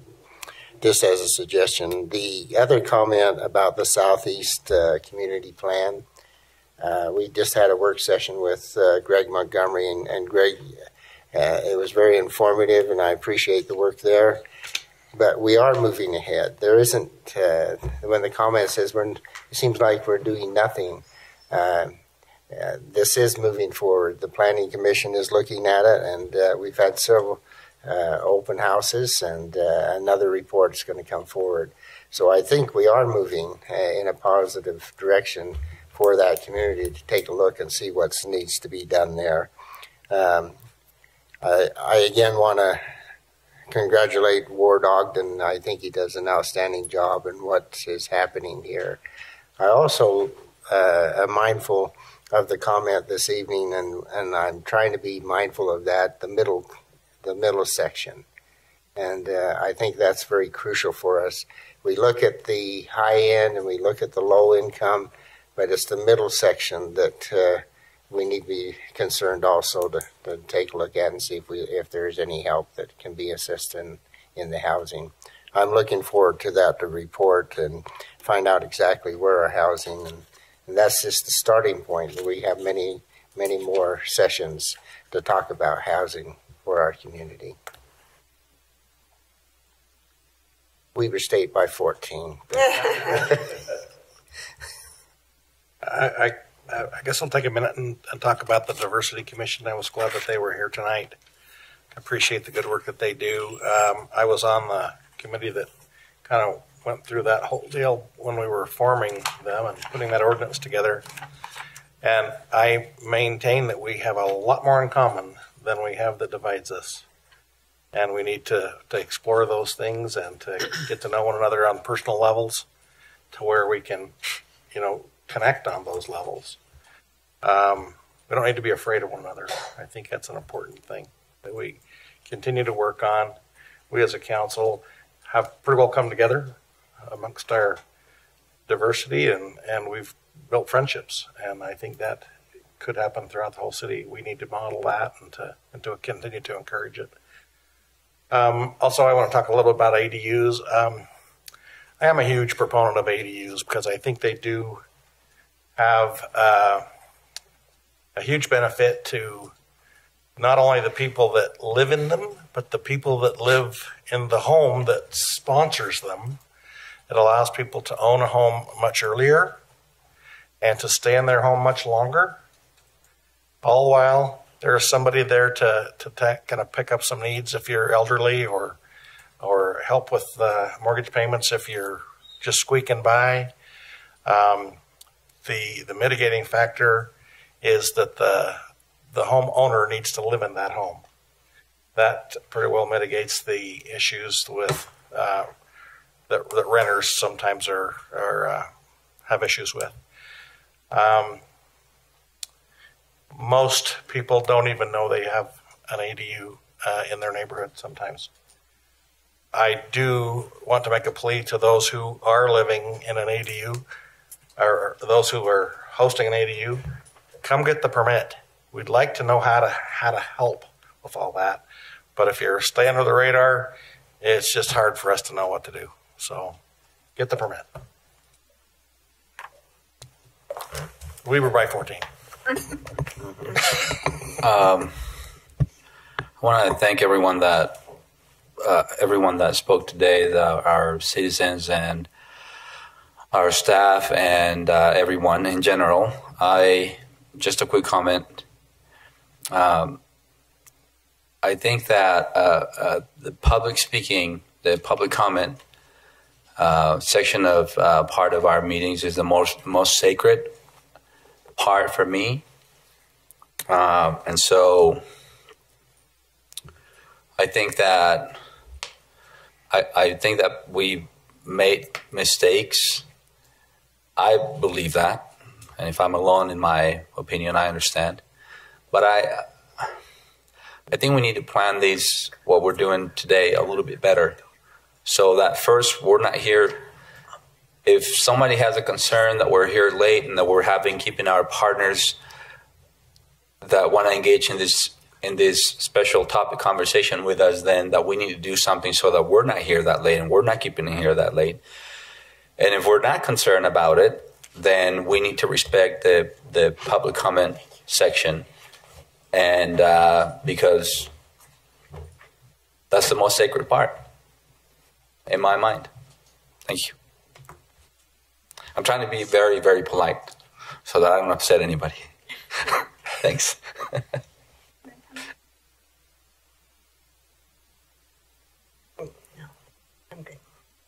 just let everybody go. Yeah, and I think so. I think when we set up these fact-finding work sessions, we were gauging it based on our kind of norm of the time that we had a public comment. So, you know, we put a 7 o'clock time on the agenda when we posted it. So I think maybe next week we will reconsider that, so that then, you know, especially if it's just really mostly us talking, we can let the people know that are coming that it might be later. Because I agree that I don't want to disenfranchise people that are coming to talk with us about any topic. This is the kind of engagement we have always wanted. I feel bad that it's under these circumstances, but we certainly don't want to devalue the public coming to provide input. So that's what I have to say about that. But then also, on a lighter note, I do want to tell everybody about Utah Walk Week. Speaking of active transportation, right? This week there's a Move Utah Active Transportation Conference happening. And so next week, September 30th to October 5th, is Utah Walk Week. So I'm going to challenge all my council members, try to use some active transportation next week sometime for fun. You could walk somewhere or bike or take some of the public transportation yourself. I tried it last year, but I'll try again. This year I have to figure out my schedule because I do a lot of moving around. I do walk to work every day. That's awesome. I do appreciate that. How long of a walk is that, should we say? It's a long walk. It's 40 feet. Yeah. You work from home. Walks to work every day. It's awesome. Yeah. No, there's no air pollution or anything up there. That's great. Okay, well, thank you all so much for coming. Can I bring one more thing up?